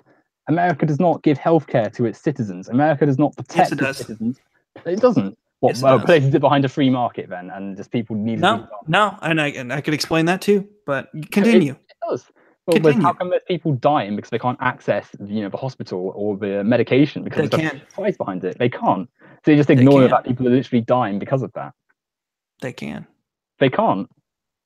Would you like me to explain that, or do you want me to keep? You want to keep going? Explain the healthcare one then, because that's an absolute. I'm gonna explain the Flint thing first. Well, I'll get to the healthcare. I've asked you to explain something. Okay, I'll just remind me when you get done. Flint, then healthcare, and then continue. Someone literally in the chat right now. Millions are still uninsured. I'm in America. I'm uninsured. That's who I'm basing. I'm sorry. That's exactly what I'm telling you about. Then the healthcare.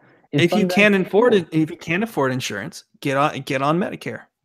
Which they're kicking people off. Look at the disabled work. If you make more money, if you make enough money to buy your own health insurance, then you have to buy your own health insurance. But the way you qualify for that is being changed. Look at the way they're treating disabled people in America, where they essentially don't care if they're disabled. They have to work anyway, which obviously is impossible because lots of people can't work in the condition they're in, and they're essentially being left to die.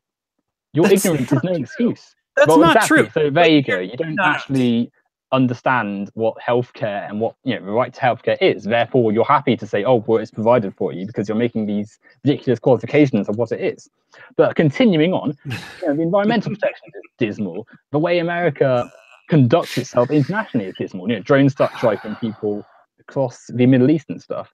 Everywhere you turn, things are done to make profit for the wealthy and to protect their capital. And when I talked about topic jumping, this is what I'm talking about. How is that topic jumping? Because I can't respond to those things, man.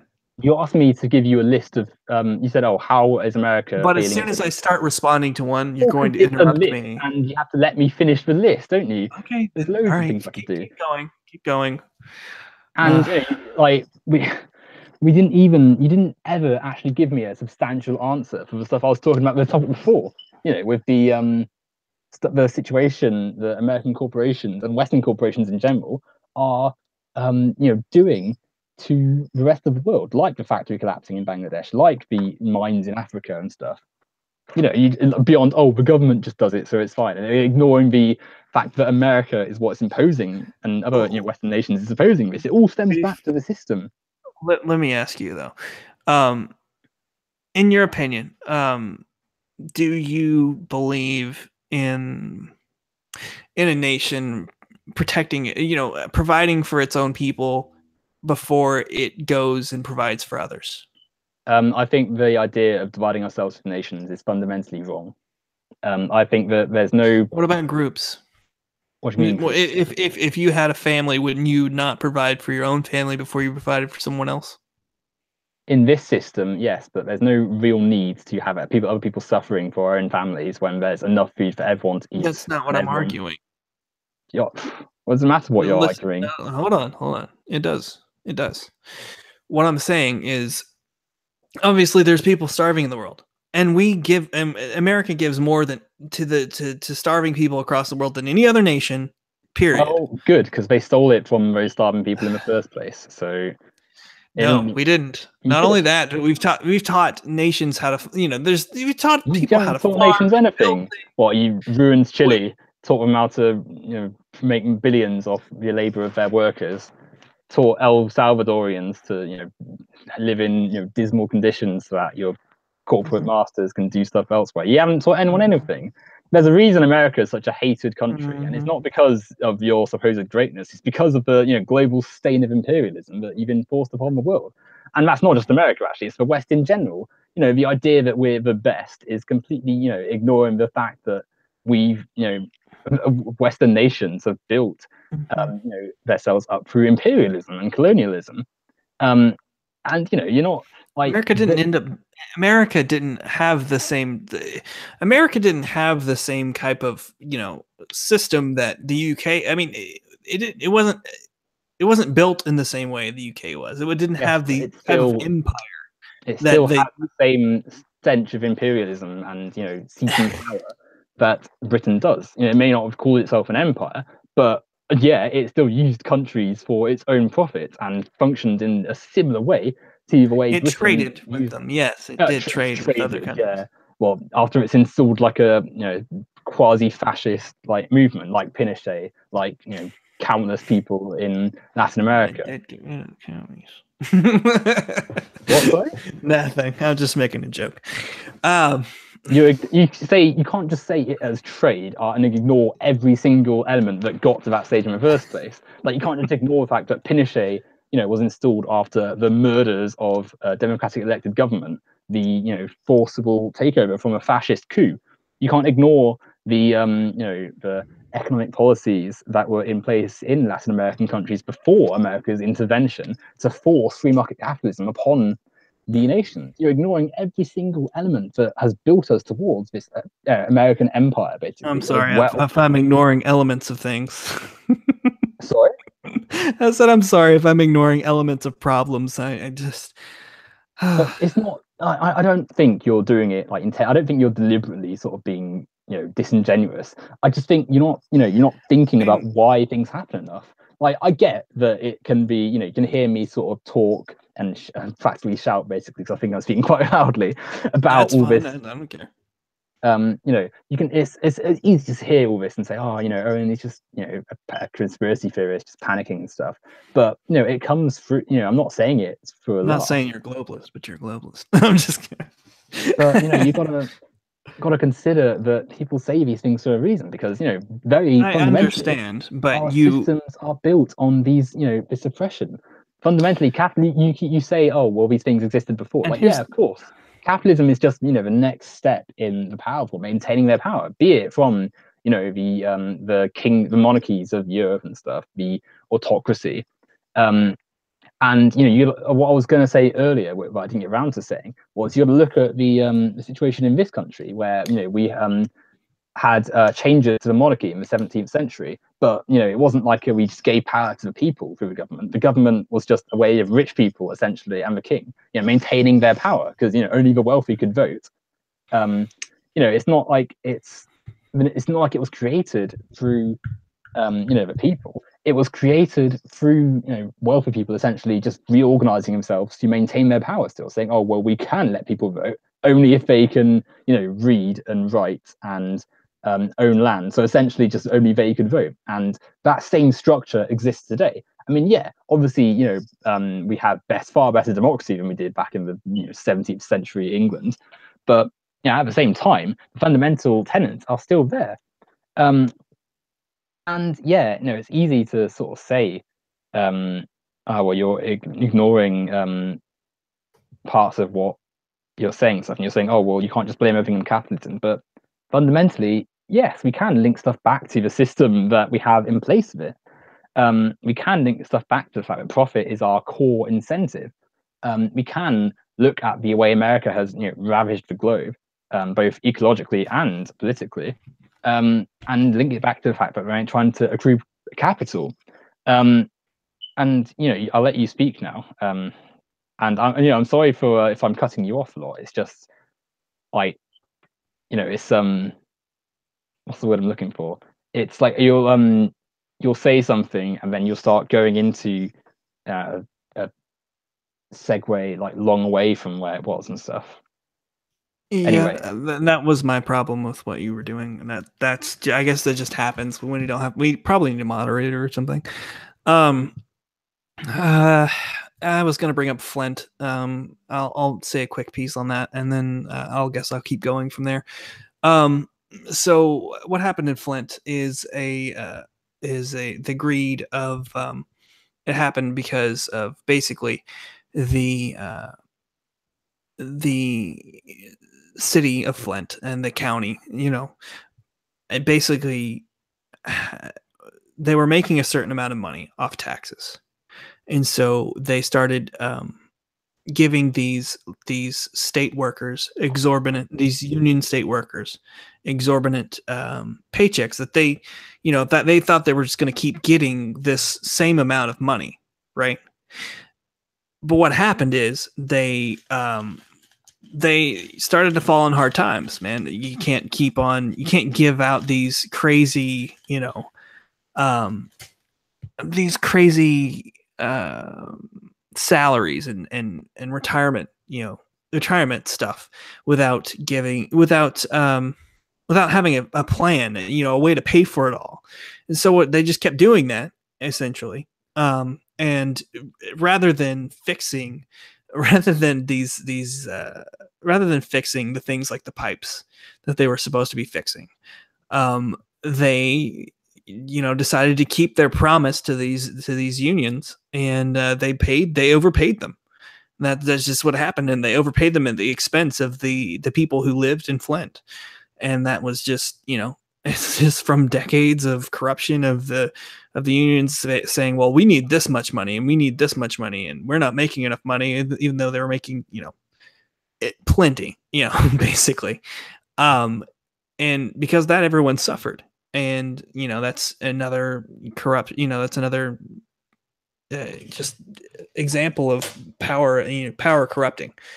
So they were driven by greed, did you say? And they need to save money by cost cutting and stuff. They didn't cost cut. They didn't do anything. And this is the fact that by the fact that what I'm saying is the fact that the unions had enough power to go after these, to demand that all of these the government, basically, the government give them a certain thing. And because everybody thought, well, the unions are great and they're we should support them, and they're they're the people, they're the working man, despite all their thuggish tactics. They voted in the same people who would keep these people. Essentially the unions would use their power to threaten people, right? And then they would threaten people, and they threaten the corporation. They threaten. And this happens. This is just a thing that happens with unions in general.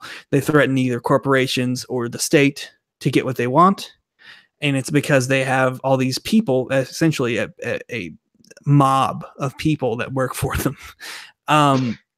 And disagree, but okay, well, that's fine. You can do that, but that's just they have that type of. What I'm asking though is, why is Flint now in a situation where there's no clean drinking water and they're having to have it shipped in bottles and stuff? Right. My point is that instead of them saying that, instead of the local government saying that, hey, we need to fix these pipes, we can't afford to pay these unions, and because things have fallen on hard times, and we're so used to having this budget to pay these local workers, local government workers. We don't have the money to pay for them anymore, right? And so instead of allocating the funds where they belonged, like where, you know, in the infrastructure of the pipes and stuff to get people clean drinking water, they have done they've decided that, well, these unions will, you know, come in and threaten us, and they'll destroy us, and then we won't be able to get reelected or shit like that. They just cowered. They cowered before these unions. So they gave in to the pressure of greed, you would say? Wanting not more money? Greed. Greed is one thing. Greed can be good or bad. And this is force. They're using their force. What caused it though? Be succinct. Don't go into like a ramble about how much you dislike unions. Talk about what caused the situation in Flint to occur. That is what I was trying to explain. Is it had more to do with rather than you're blaming it on capitalism, but like if it was capital, it has nothing. It's a state. Okay. What I'm saying is it's a local issue that has nothing to do with the federal government or even the state government. It has to do with the local government. Okay, but why did it happen? What specifically happens in Flint to let this dismal situation happen? Why has it still not been fixed? Why have all these things not gone into motion? Well, they're working on it right now. I mean, so what they've done is they've gotten water from instead of, I'm trying to remember if it's one lake or if it's they've changed the water source, and they've started getting it from a different source. But it was a problem with their crappy infrastructure that they've decided that these unions would need to be paid more than actually adapting their infrastructure the delivery system. So the unions presumably were wanting higher wages for their workers. Well, okay, so the unions basically they'll argue for a different wage, and usually it's never like they're never satisfied with a specific wage. It'll be like, well, it's been. They don't want to have their labor profited off. They want more. They're like, we don't. Well, it would be the opposite of that. They don't want their labor profited off of, so they want more. They want more of their own. They want. I guess more of what they're. Yes, yeah, more of what they put. Exactly what I just said. Thing. Yeah. So essentially, the opposite of what we were talking about earlier. It's the whole problem with a bunch of things. But it's also a reason why like things like cars are so expensive. Forget cars for a second. Workers, right? Let's talk about this. The unions wanted a higher wage. That seems fair enough. They are the ones doing the work, the workers. Yes, but ideally they would have the entire of their labour value given back to them. But we're under capitalism, that's commodified. Fair enough, fine. So they want a bit more, and there's no reason then for that money not to be spent on there can still be money to spend on making sure the infrastructure is fine. Maybe if the bosses had a bit less money. And weren't so capitalist and wanted to quantify. So when they have to give in to the unions, instead of thinking, we need to maintain the water quality and stuff and make sure things are still working, they cut corners elsewhere. They protect their own capital by cutting corners. Therefore, if there was no reason for that water area to fail, for the infrastructure to fail. Well, what I'm saying is you're missing something. I meant to put in something here. The reason why the whole thing is dependent on tax money, and if there's not enough tax money, there's not the tax money coming into Flint like it used to be. Like Flint used to be like one of the richest cities in America. Like Flint. It was like Flint and Detroit were in like the top. In the world at one point, because they were coming out with cars. They had these factories. It was a big deal. And, after that stuff, after a while when, they were failing again, and all that stuff is dependent on tax money. And you can't, there's another reason why even pro-union people like, I think FDR even argued against state union workers and government union workers, because it's all dependent on the money that comes from the people who are paying the taxes, middle class, poor, rich, everybody who's paying in.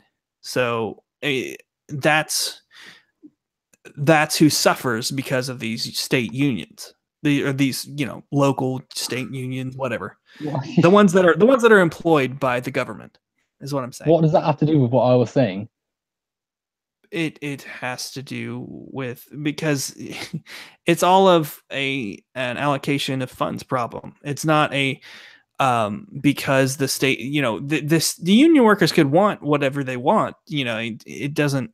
It's a matter of, do we have it? And if they promised it, but here's the problem: is if they promised it under a contract, they have to deliver. Well, then why don't the bosses take a pay cut? They're still making plenty. Why is their money? Because they're union bosses and they're thugs. But it's not the unions literally running the thing, is it? It's like the unions essentially. Okay, I'm not sure if you understand how unions seem to work in America. It's a in a lot of places, like not my particular state, because we're right to work. Who's managing the company then? Who's in charge of who's at the top, making the money? What do you mean? I'm confused. I mean, I'm guessing I'm not understanding where you're getting it. Because we're talking about a basic local. We're talking about Flint. We're talking about local government. Flint. We're talking about what happened in Flint. We're not talking about a corporation. But then we're talking about an organization in which there's a boss, making more money than the people underneath them. Yeah. Yeah. Yeah. So why could that boss not have taken a pay cut, and you still have plenty for the the making sure the water thing doesn't fail? That wouldn't have made a difference. Well, why wouldn't it have made a difference? Yeah. It's not like America's a poor country. There's plenty of money to you've got enough billionaires. You've got enough money to make sure this sort of thing didn't happen. Yet here we are. So why didn't it get done? Excuse me. What do you mean? Why didn't it get? What I'm confused why was it allowed about? To decay? Why? Well, that's just poor. I mean, it's poor planning. Poor it has nothing. Planning, to, yes. Yeah. Why did that happen? What? Because just people. They've got the money. So why wasn't listen? The money? Because here's the thing, man. It's not a specific. It's like, how do I explain this to you so you'll get it? Because it's not the same as it is. The labor unions don't exactly work the same. I'm asking you that, you got plenty of money in America, billions. There's enough wealth. No, we have money. You've got some people money. have money. Yeah, exactly. Well, yeah, don't worry. I know about how unfair capitalism divides its money, but you've got enough money. You've got money that could quite easily fix that and not led to a major suburban area not having clean drinking water. So why wasn't that situation amended to? Why wasn't it? It is, but those things they take a long time. No one is expecting that type of thing to happen. That's not good enough. That shows you the system. I'm sorry, failing. I know it's not good enough, but that is not okay. Because there's tiers of things here, man, and you're not getting the tiers. So the local government should have you'll get no argument from me that they should have planned this out better, and they're in capability to do that has nothing to do with anybody else. It's those people who were elected to run that area, the area of Flint, Michigan. And I'm asking you why that happened. And I'm telling you, it's because those people are crap at their jobs. And it's not, huh? That doesn't excuse why it happened, folks. It's not like they were just so absent-minded that they didn't think about it. it's not like they just did it, it's not like they weren't aware of the problem and they weren't aware that things need to be updated and stuff. Well, here's the thing, man. Sometimes problems creep up on you. Sometimes they don't. It's Not not good. all of the. It's not all So of it once, why man. was there not better infrastructure in place? I mean, that's It's that's hardly poor city planning, man. That's poor nothing. planning. Why? Yeah, Why is it because not they better? keep electing the same type of people over and over and over again. Keep electing the same type of people. Yeah. Well, what's going to change if you elect someone else? Who is even going to be there? Who's going to make a difference? What other parties are It's there? been run by the same party for, Yeah, do you think Republicans going to do any better?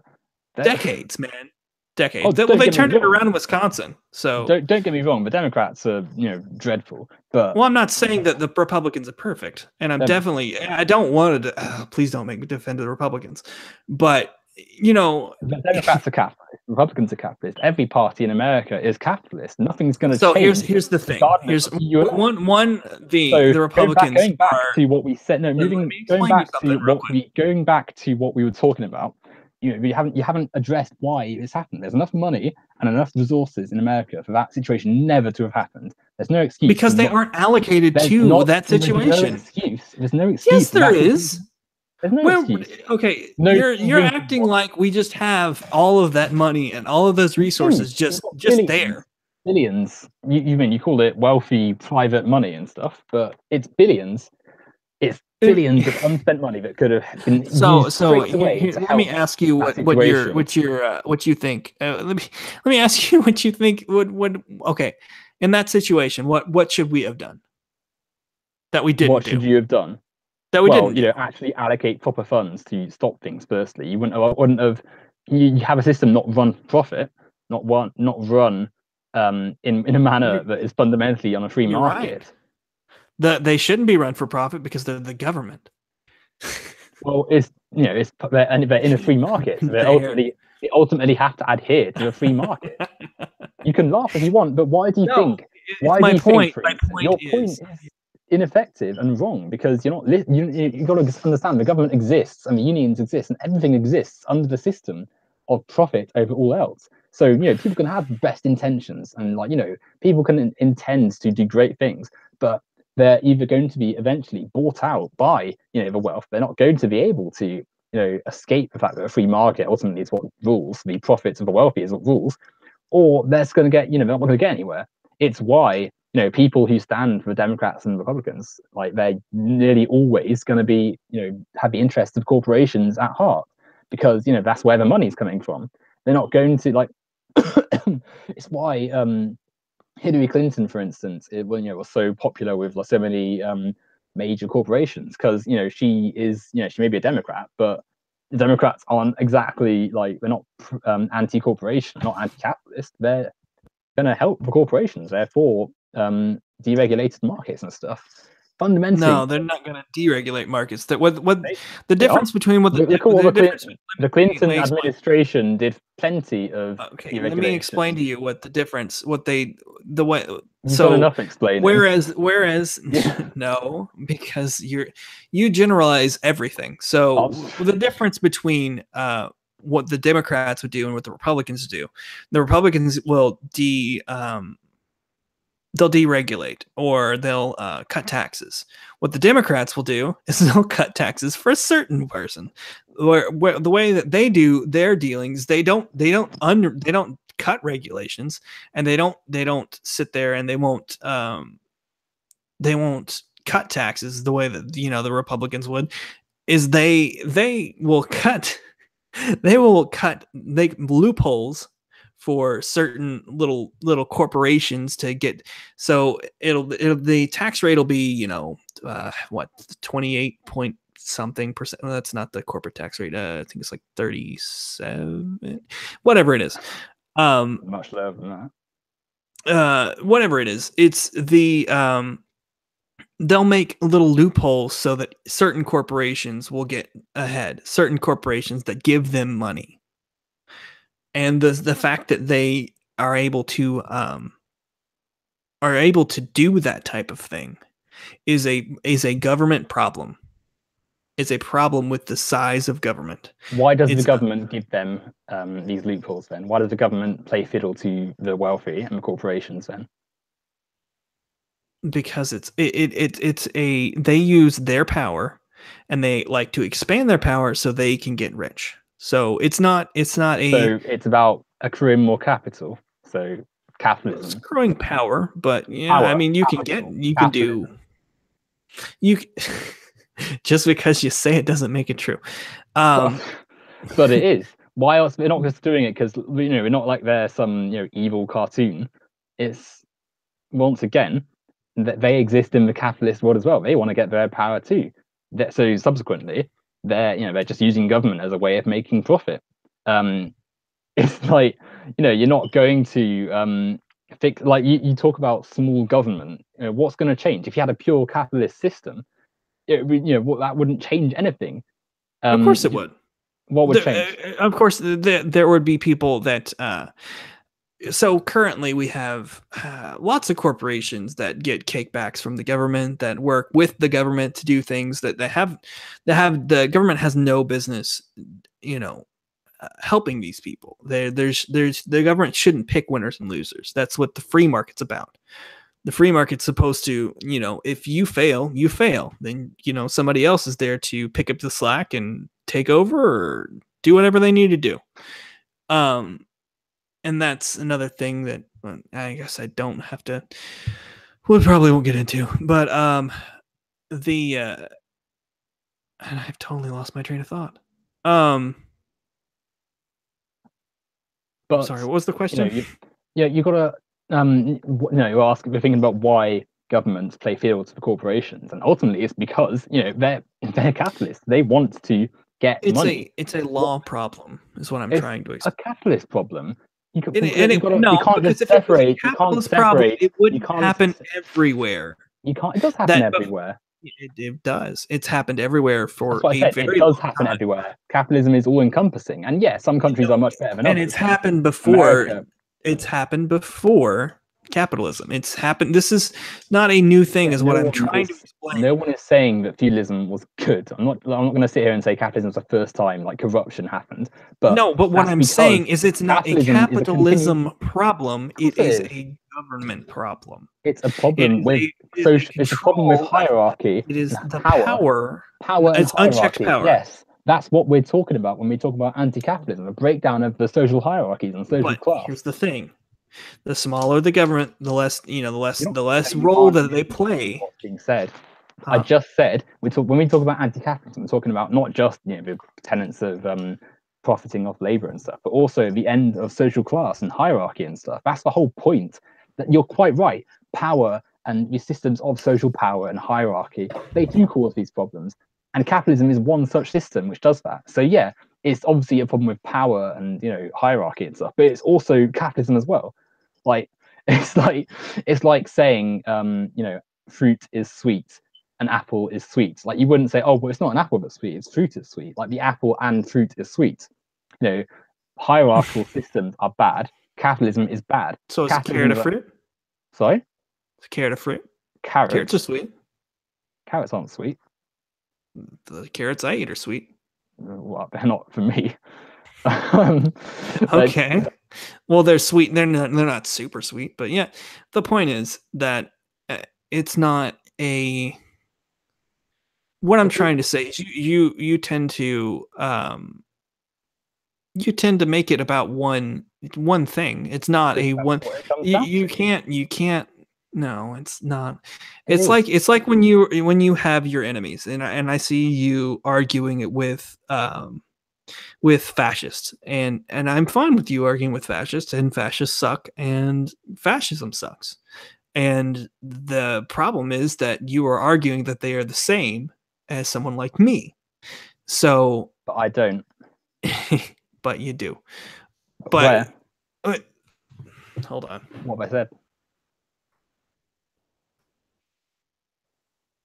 Give me one. Because I've never said that you're the same as a fascist, or people like you are the same as fascists. No, not the I've said same. that you're tools for them. You're used by them to push and normalize their ideas, because capitalism is fascism comes from capitalism. It's fundamentally it's the idea of the capitalist class.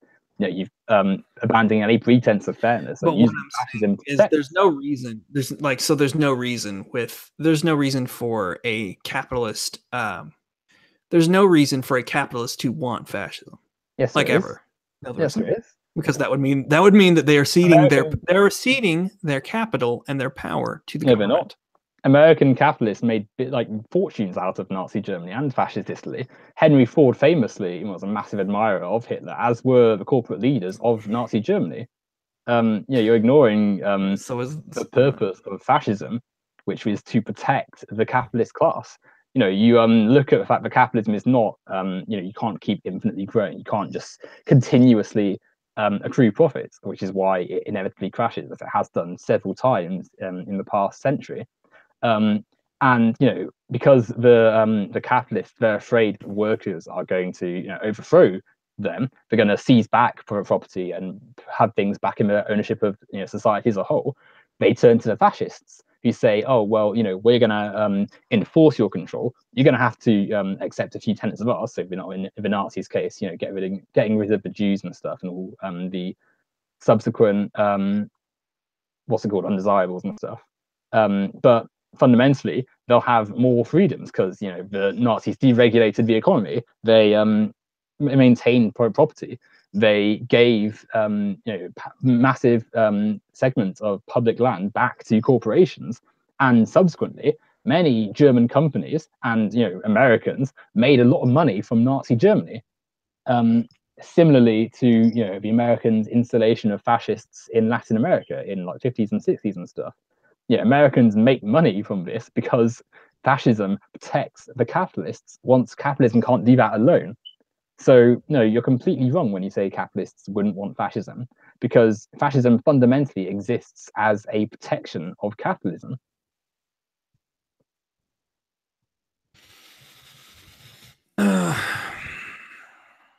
No, it doesn't. I'm just not. I'm just gonna. It doesn't make sense. You can't disagree.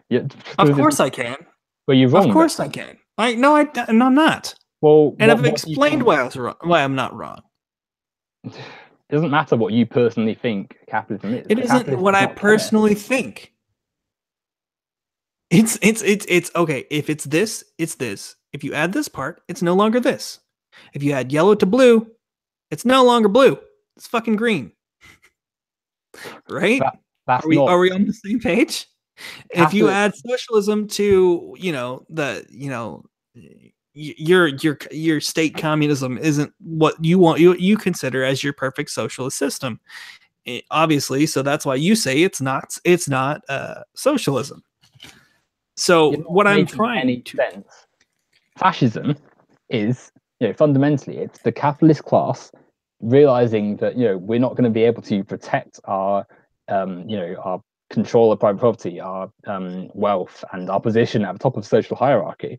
Therefore, we need to ramp up authoritarian beliefs, suppress the workers, maintain our order, and they do this through fascists, through ramping up suppression of workers, which is why Hitler rounded up the communists and the socialists in Germany pretty much immediately. Even before he became Supreme Chancellor, he passed legislation to essentially criminalize being a member of the Communist Party and arrested numerous of their leaders and stuff. It's why any good fascist will tell you that you need to get rid of the you got to get rid of worker movements, because they're ultimately the undoing of fascism. Anti-capitalism has to be the key to undoing fascism, because fascism grows from capitalism, which is what we're seeing right now, which is why I speak about it a lot on social media, because it's not because I just call anything I don't like a fascist, because lots of things I don't like, but I'm not going to just sit and call Hillary Clinton a fascist, for instance. But that doesn't change that fascism grows from capitalism. It doesn't change that.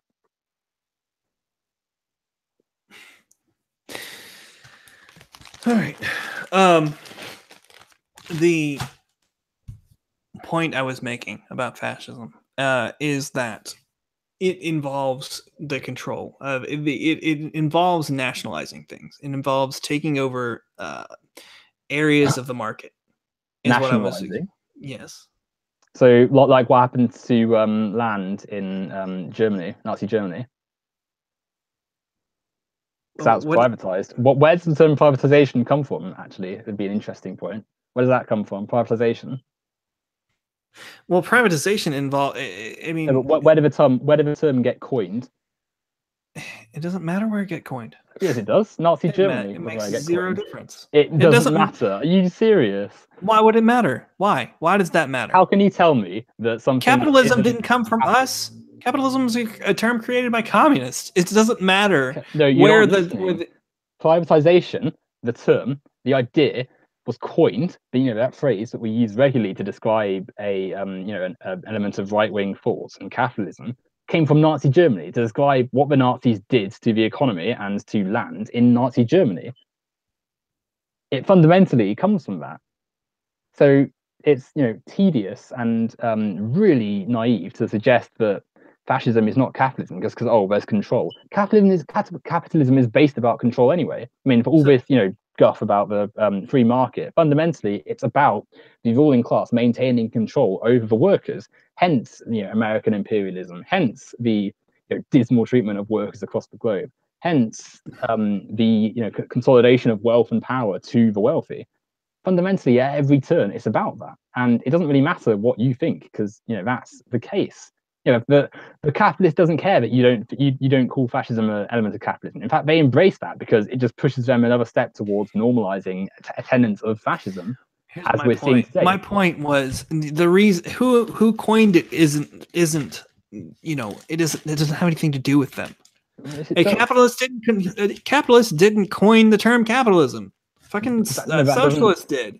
Yes, but that doesn't mean that the So you pointing out that a fucking Nazi coined the term privatization the Nazis didn't coin the term. Shit. The Nazis didn't coin the term. It was coined to describe the Nazis' economic policies because fundamentally it was capitalist. And yeah, they didn't call themselves that. But that doesn't mean anything. They took over large sections of the economy. It has nothing. That is not privatization. They gave it. That is not privatization. Privatization. When you privatize something, you are getting rid of the control from the government. And they did. You are selling. You were getting rid of it. They hand control to power. Getting rid of it. They did that. The Nazis did that. That's how the corporations got so wealthy. That's why there's so many, corporations in Europe with pretty shady ties to the Nazis. Because they made their money through the economic liberalization seen under Hitler's Nazi Germany. Hitler even said he could have called the National Socialists the National Liberals because socialism was just a buzzword used to con workers into moving away from the labor movements seen in Europe at the time and stuff. Everywhere you turn, you've got evidence to show you that fascism fundamentally is a byproduct of capitalism, and you're just ignoring it and falling into the same traps. That's why these things are happening now, like Trump, binning off environmental protections and economic regulation, like rising normalization of far-right tenets and points. And you've got someone like yourself, who I'm not saying you are a fascist at all. Of course you're not. Like, I don't believe you could be described as far right either, but you're blind to the similar points that are made by them, and subsequently you hear someone say, like me, say, oh well, you got to be careful of this stuff, and you think you're being like, oh, you think I'm calling you some sort of demon or something, so you're like, oh, of course not, and falling into their traps and allowing fascist rhetoric to be normalized. I'm actually going to say in 10 minutes or so we'll wrap up, so if you want to suggest a topic for us to go over or sorts about capitalism, like that we haven't maybe discussed yet or something, or if you wanted to say something. I'm sure there's plenty. I'm having trouble thinking. I'm hungry. Let me think about it. If you don't have one, I have one. Sure, go for it. Environment. Capitalism is fundamentally about commodification and extracting profit from said commodities to make more capital, to continuously grow your wealth and your power. Now, capitalism obviously has no actual limit, as we've both established. The free market is fundamentally about the lack of imposing on what a corporation can and cannot do, what an entity can and cannot deem a commodity to extract profit from.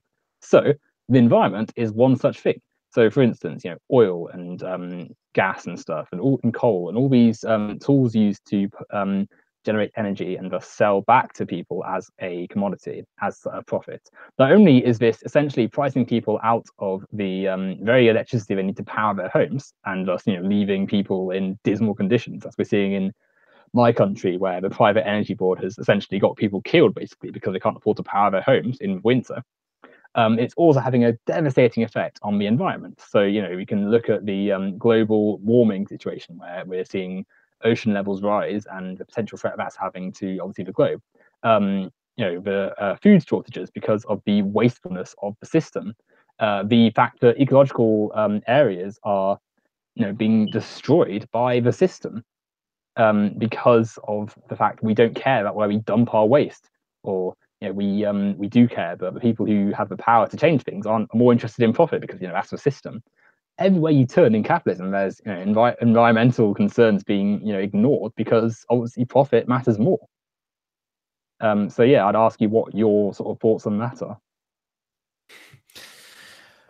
are. We seem to be doing the only thing. I mean, as far as the people who are polluting the most, the U.S. is like, for instance, places like California have some of the cleanest air. That they have some of the best regulations that are on the way to stopping that kind of thing. A lot of the capital. Some things you don't give capitalists credit for is they solve a lot of problems. Like what? I mean, literally everything. There's been very few things that I haven't seen solved by someone coming up with a better mousetrap, or someone coming up with a more efficient something. Well, I mean, it's not. That's all due to capitalism. All of it. It's not. Labor is what does the thing. Capitalism misappropriates the value from that labor. The idea is not capitalist. The capitalist part is where the capitalist part is like, hey, I want to put this into action. That is the capitalist. No, the capitalist is putting their ideas into action. The workers just work for the person who came up with the idea. No, the idea is not inherently capitalist. It's the fact that it's commodified. That is, the capitalist part. So, for instance, making a product is not made by capitalism. The product is made by labor and by the innovator and stuff. Capitalism merely misappropriates that value from those who made the person who invented the idea. The person who came up with the idea is those who made it is misappropriated to the business owner, the landowner. And Owen, the person who invented it more often than not came up with an idea because he's like, I think this idea, I think I have this idea. I might want to pursue it because it's going to make me money. Yeah, because they live under capitalism, so they need the money to survive. Yeah, but imagine how many ideas would not have come to fruition. Imagine how many ideas would never have come together if it weren't for that. We can we'd be so far behind. We'd be so. There's millions of ideas that are never seen the light of day because capitalism essentially deems the voices of the poor and the workers unnecessary. Going back to the environment. What I'm saying, another thing you keep saying is that back to the environment, that the capitalists benefit off of people being poor, and it doesn't. They absolutely do. They have to. They need to maintain that social class. They need people to buy their products. They can't force people into the labor system, the commodification of their labor. If there aren't enough people to buy the products, then it's not going to help. They force you into buying the products. They don't force you to buy shit. Of course they do. How are you going to eat if you don't have food? You grow your own, or you buy it from somebody else. If you don't own land. You buy it from a farmer. It doesn't matter. You've not got you money have to buy options it because you're poor. You're not got money to buy it, so you're poor. So you have to go and work. You have options, Owen. You don't. Yes, you do. You even have options of food banks and shit like that. Food banks, which the Trump administration is trying to curtail. and that's not even helping either. What if you live in a city? Where are you going to get land from? How are you going to tend to that land? What? You don't I'm have to serious. live in the city, Owen. What? You don't have You don't to. have to live in a city. Well, where are you going to work then? Most How are you going to problems, move out? most human problems are from the person's own doing. Yeah, that's rubbish. Where are you going to go? Where are you going to go? You're So if gonna you live in leave. where are you going to go? How are you going to leave? You're gonna move to the suburbs. If you Where's get the you money move coming to the from? suburbs, How you have you move got to the the money to country. move to the suburbs? Have you seen how much they cost to go and live there? How much do you think Yes. rent? How much do you think rent costs in America? A fair amount. For a massive amount, especially Well, a big I'm one. aware how much rent costs in America because I live in America and Exactly. I So rent. yes, and you should. I'm also buying a home, so I know how that works. But what I'm explaining to you is that you make your decisions. You don't seem to you because you've never worked a job and never done these things, and That's not true. you don't have this you have this nebulous idea of what That isn't. what a capitalist is and what a boss is and what workers are, and you haven't done these Where's things. You that don't coming have the from? You're just saying stuff that experience. you think. That's not coming from anywhere. You're just saying, "Oh, Owen, you don't know this because you've not lived very long." And yeah, Oh, fine. and I know this I've never had a because full-time job. Yeah, I'm 19. I'm a student. I'm not gonna have a yes, full-time that's job. what I'm point. That's what my point That is. so what about people who are older than you and who have the same views as me? It's not like I've just magically thought up these ideas by myself. I'm I'm aware. I'm yeah, aware of that. But what I'm saying is that they have there's not every they don't have these ideas for the same reason that you have these ideas. A they lot of the do people that I know, rubbish. listen. A lot No, of the people yes that or I no? know have the same ideas as you do. Are the people that aren't doing well because they've made poor decisions. Again, that's just capitalist propaganda.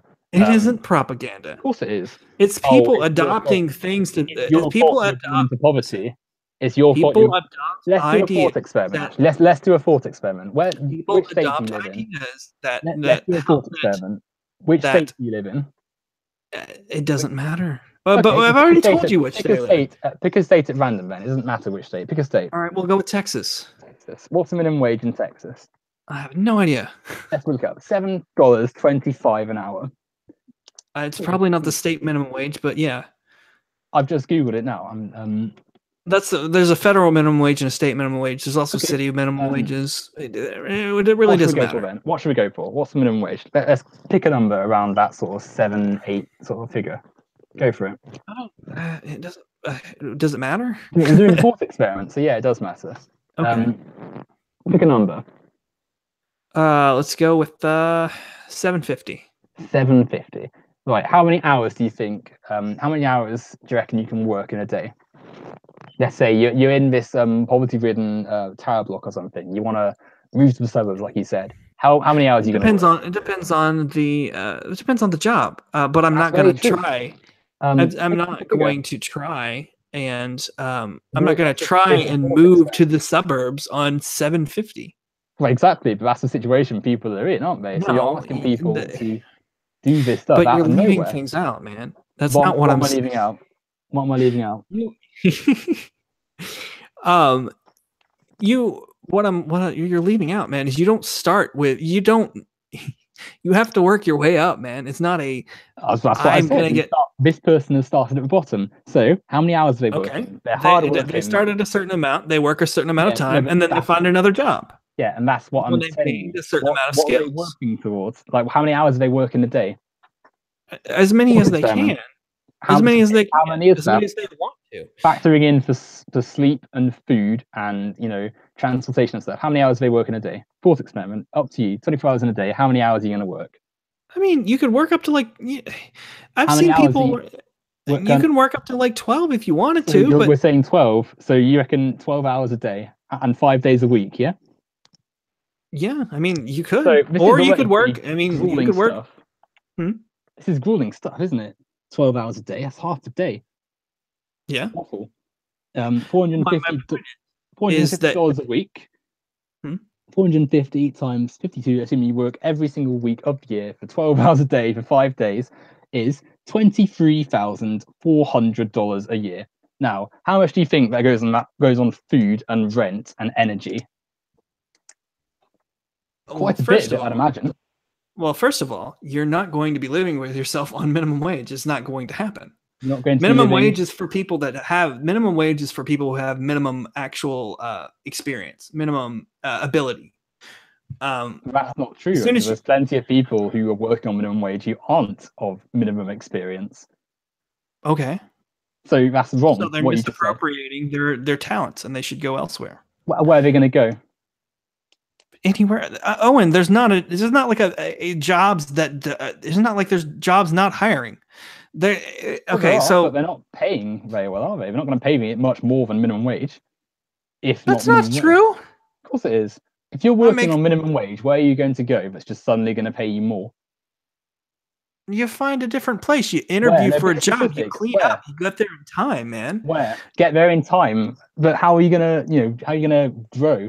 Like where are you gonna get this get there in time from? Where are you starting from? What's changing? Okay. So, if you want to stay at the same job, you get some job. Well, okay. So certain places won't hire. Certain places hire if you have a certain amount of job experience. So maybe if you're out applying jobs, you're not going to get that first place. But maybe after you've worked a certain job, like a basic job, for a couple of years, and you want to move up in the world, and you've shown that you can be there and you can be on time and not get fired from a really basic job. And what job is going to be? A manager or a lead or a supervisor, or you can just go to a different place of employment. And then as soon as you go to the different place of employment, you've earned a lot of skills, and they're minor skills. They're like, and you're still going to be paid. Work on time, running a cash register. Maybe you want to go from McDonald's to a retail. Well, what do you bring to retail? Well, you've never worked retail before, but you have run a cash register, so you understand the basics of the cash register and how to be polite to customers, hopefully. And then from there, you learn different skills. Maybe you learn how to stock things. Maybe they teach you how to run a forklift.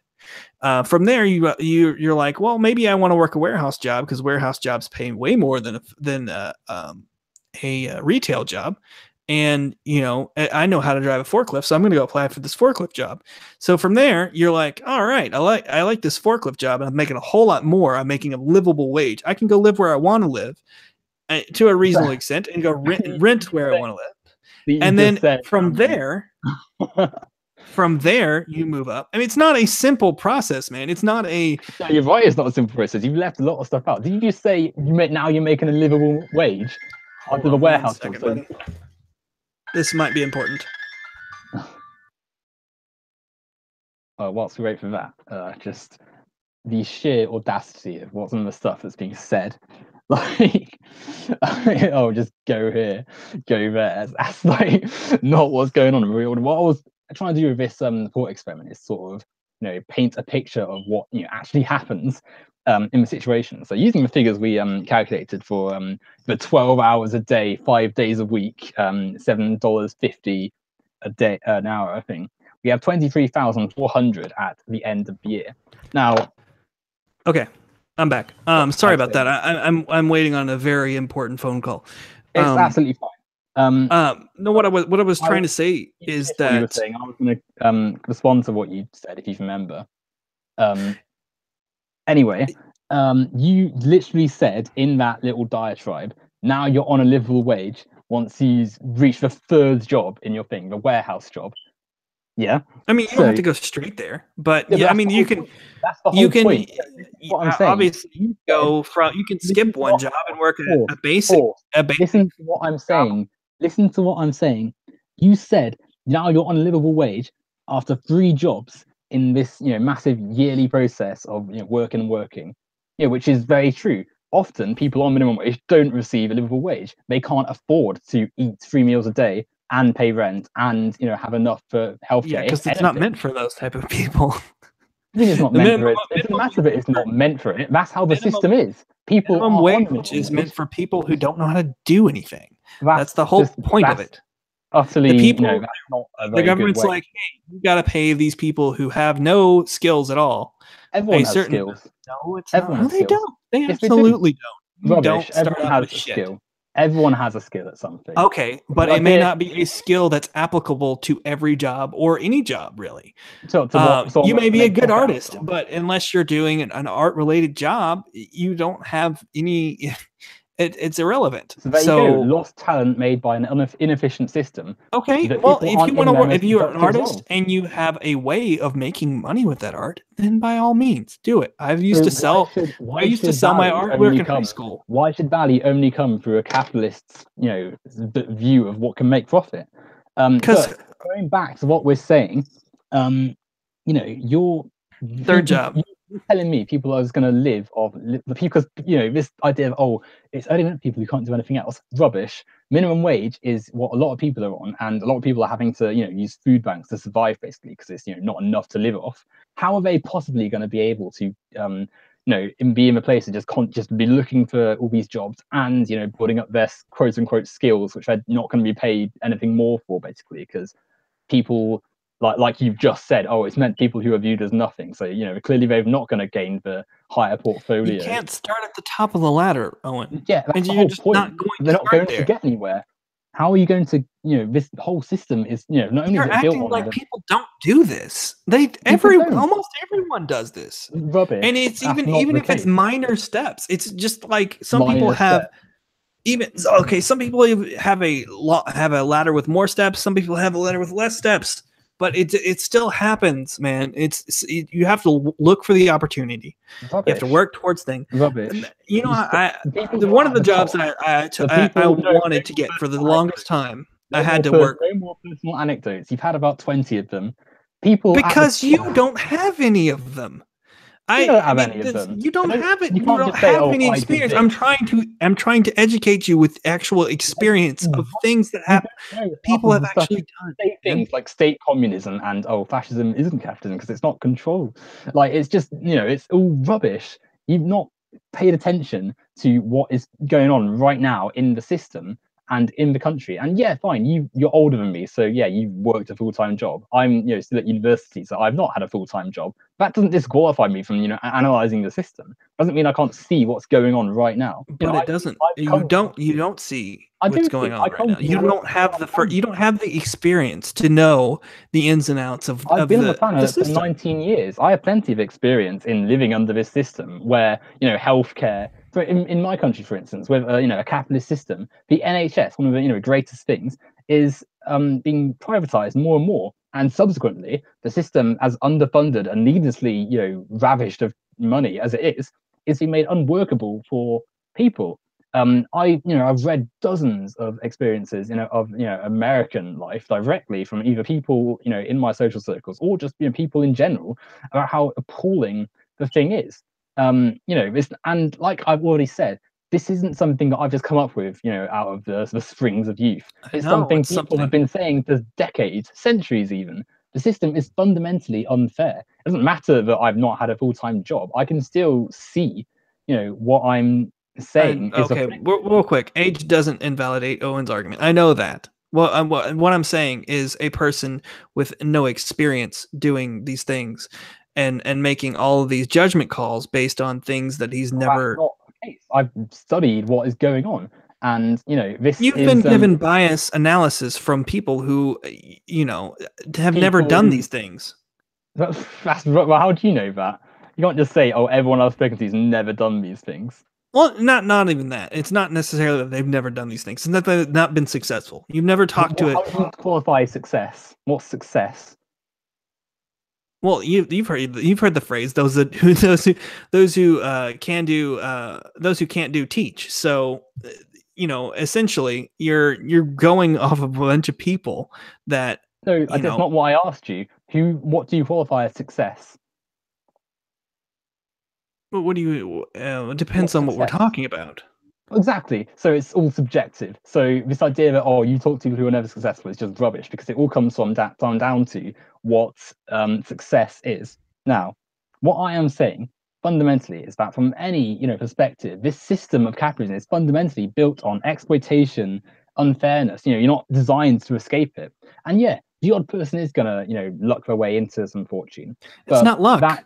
It is luck. It's hard work. It's always luck. Hard work. Rubbish. Do you think the people who are, It's hard managing work. the corporations in the world, they didn't learn from hard work. They were born That's into lives of, bullshit. it's not BS.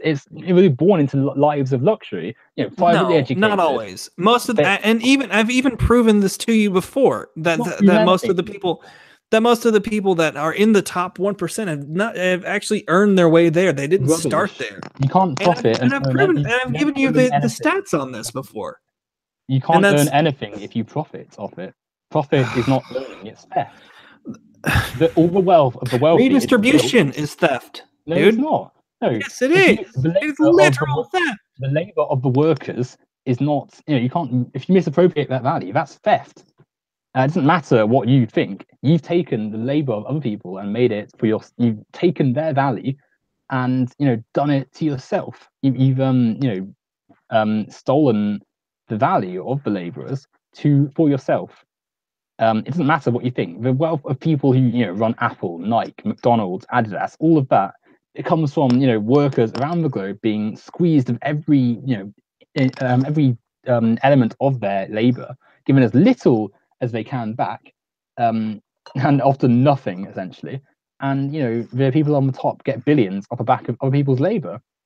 The people, we that thought experiment we were doing earlier. I did the math, $450 a week, 52 weeks, $23,400. That's gonna cover rent, food, energy, transportation. There's still, what if there's a medical emergency, which is in a year you're not exactly going to be never ill or never have a risk of that. What That's if what something insurance comes is up? for. Insurance people can't afford. Insurance that Okay, you get what people are getting kicked here's off here's the right problem. now. So No, no, no, one of the shush. things. Horse. No, I hadn't you've been finished. going on for 10 minutes, dude. Your examples have gone on for 10 minutes, and you're not listening to what's being said and stuff. Of course I am. You aren't at That's all. what. If I wasn't listening, I How wouldn't are you gonna? interrupt. If you're interrupting, then you're not. If I'm listening to what's interrupting, being that said. means that I'm That's not a sign of a good listener, is it? Anyway, fourth experiment, 23,400. Food, drink, housing, energy, warmth, clothing, all these things cost. They're taking money out of that. So where's the money coming from to somehow just grow yourself? How are you gonna just find more jobs? Do you know how hard it is to change jobs and have to worry about that sort of thing in a condition like this, where if you get it wrong, you end up losing out on the free market? What happens if you don't find a job and you've quit the other one? How are you going to have time to find jobs when you're working 12 hours a week to make ends meet? What do you mean? You're gonna okay. One, you're not living by yourself. It's an obvious thing. You don't live by yourself. You don't live by yourself if you're making minimum wage. No one does, or no one who's got any common sense whatsoever lives by themselves on minimum wage. And the other thing is, man, you don't have to work 12 hours a day. Someday, obviously, you're going to have a day off. You don't work 5 days a week every. I mean, you work. So you're making less you might money. have a Wednesday off. You might have a Wednesday off. You may have a Thursday off. You obviously Saturday or Sunday. You can go and interview. You can go and put out applications. You can do all these things, and you can be like, hey, on your job experience, I've worked this many hours a day for this long. I've learned how to cook fries, flip hamburgers, run the cash register. I've done it with a smile. I've been there every day on time. That's, or to the best of my ability. And someone would see that. And if you're applying for something that's not way out of your reach, then, you'll probably get the job. I mean, it would be stupid. It would be against their best interest for an employer to not hire you for something like that, as long as they think that you could complete the job that they are asking you to complete. That's what I'm trying to explain. You haven't had to go up the ladder, man. What I'm trying to explain is you don't. So like when I started working minimum wage, I never actually made minimum wage because I had a decent interview and decent manners. I could actually make points, and I showed them all the things that I could do before I got my first job. Classism there. Classism? Yeah, No. like, are you trying to say people on minimum wage are like? No, I'm just saying I got lucky. Oh, I actually had manners. I'm just saying I got lucky. Exactly. There you go. You got lucky. That's the truth. And not all places start you at minimum wage, so that's not a thing anyway. So because there's lots of companies that just like, no, we're not going to do that. We're going to hire people at higher than minimum wage because we want people. We don't want you to start working there. We want you to start working here. And we want you to be more loyal to us than you are to some other company. We don't want you to leave. But my point was that the reason I brought up that you haven't done these things is because when you fill out applications and when you have to do a deep dive of, okay, well, what do I know how to do? What can I bring to this new job? How does this address what I said? What you were saying is how can someone live on this minimum wage and have to pay for all these different things, the food, the water, just that, and find another job as well. You said, right, I'll take the day off or go do this on the weekend or any of this other stuff. Do you know what it's like, having this time, it's constantly spent. You said 12 hours a day, and then you said, oh, you don't have to work 12 hours a day, but then you're getting paid less, so it's even less time even less money to spend on food and so you have even more time to go look. Yeah, but anyway, you're hungrier and you're thirstier and your house is colder and you've got less money for transportation and God forbid something happens to you medically, because then how are you going to pay for that with your non-existent insurance and your medical bill? You can't even afford to get to the hospital because of the ambulance rip-off system where you're being charged just for that. You're just ignoring every single element of capitalism designed to make the system fundamentally about maintaining the social class of workers as cogs for the wealthy and stuff. People are human beings, and the fact that people have to jump through all these absurd hoops and miserable years just to get a basic like you said just about a living wage after your third job, is by your third job you should be moving out of the house. Well, that's not going to happen in this economy, is it? No one's going to be able to move out, basically, unless you're super rich. The economy's doing fine. Are you joking? Are you joking? We're like at 4% unemployment or some shit. Poverty is on the way up in America and in my country. No, and not only is that not true. The global poverty has gone down tremendously. Not even that, but you had mentioned artists earlier. There are more artists right now, like people getting paid to do what they love to do, than have ever existed, at any time in history. Because of capitalism. That's not because of capitalism. There's more people who've ever existed. No, I mean, as a percentage of the population, there are more artists now than there have ever been. Of capitalism. Anyway. No, it's because you can make money off of doing art. It's not, though. It's not at all. Anyway, what I was just saying, the fact that we allow capitalists to define what poverty is fundamentally, wrong. Capitalists do not care. Poverty is not being able to eat. That's poverty. That's not something. That's people. That's stuff people can't do in the West today, because of the fact that they have to pay rent and they have to, pay for their healthcare and stuff. So yeah, people are missing meals to survive under capitalism, whilst the wealthy are getting wealthier. Anyway, it's getting very late in the UK. Later I'm sorry, buddy. And I am going to end this in a second. So if you want to sort of wrap up. That's fine. Yeah, I probably could have done a little bit better addressing some of your points, but I haven't eten in a while because I feel as though I cut you off a few too many times. And I didn't mean to, sort of. I've had quite a busy day. I've been going since like 9 this morning, and I've been house hunting and doing all kinds of crazy stressful things, and conveniently forgot to eat. So I ate breakfast. You enjoy the rest of your evening. You too. Hope the house sale goes well as well. Yeah, thanks, appreciate that. I guess if you hate me or you don't hate me, you can follow me on Twitter at a very dead horse. Or subscribe to my channel if you want to. And I should be maybe producing content, but it might be after I move. So I don't know. Well, thank you everyone for joining us for was a very lively debate. And see you all next time.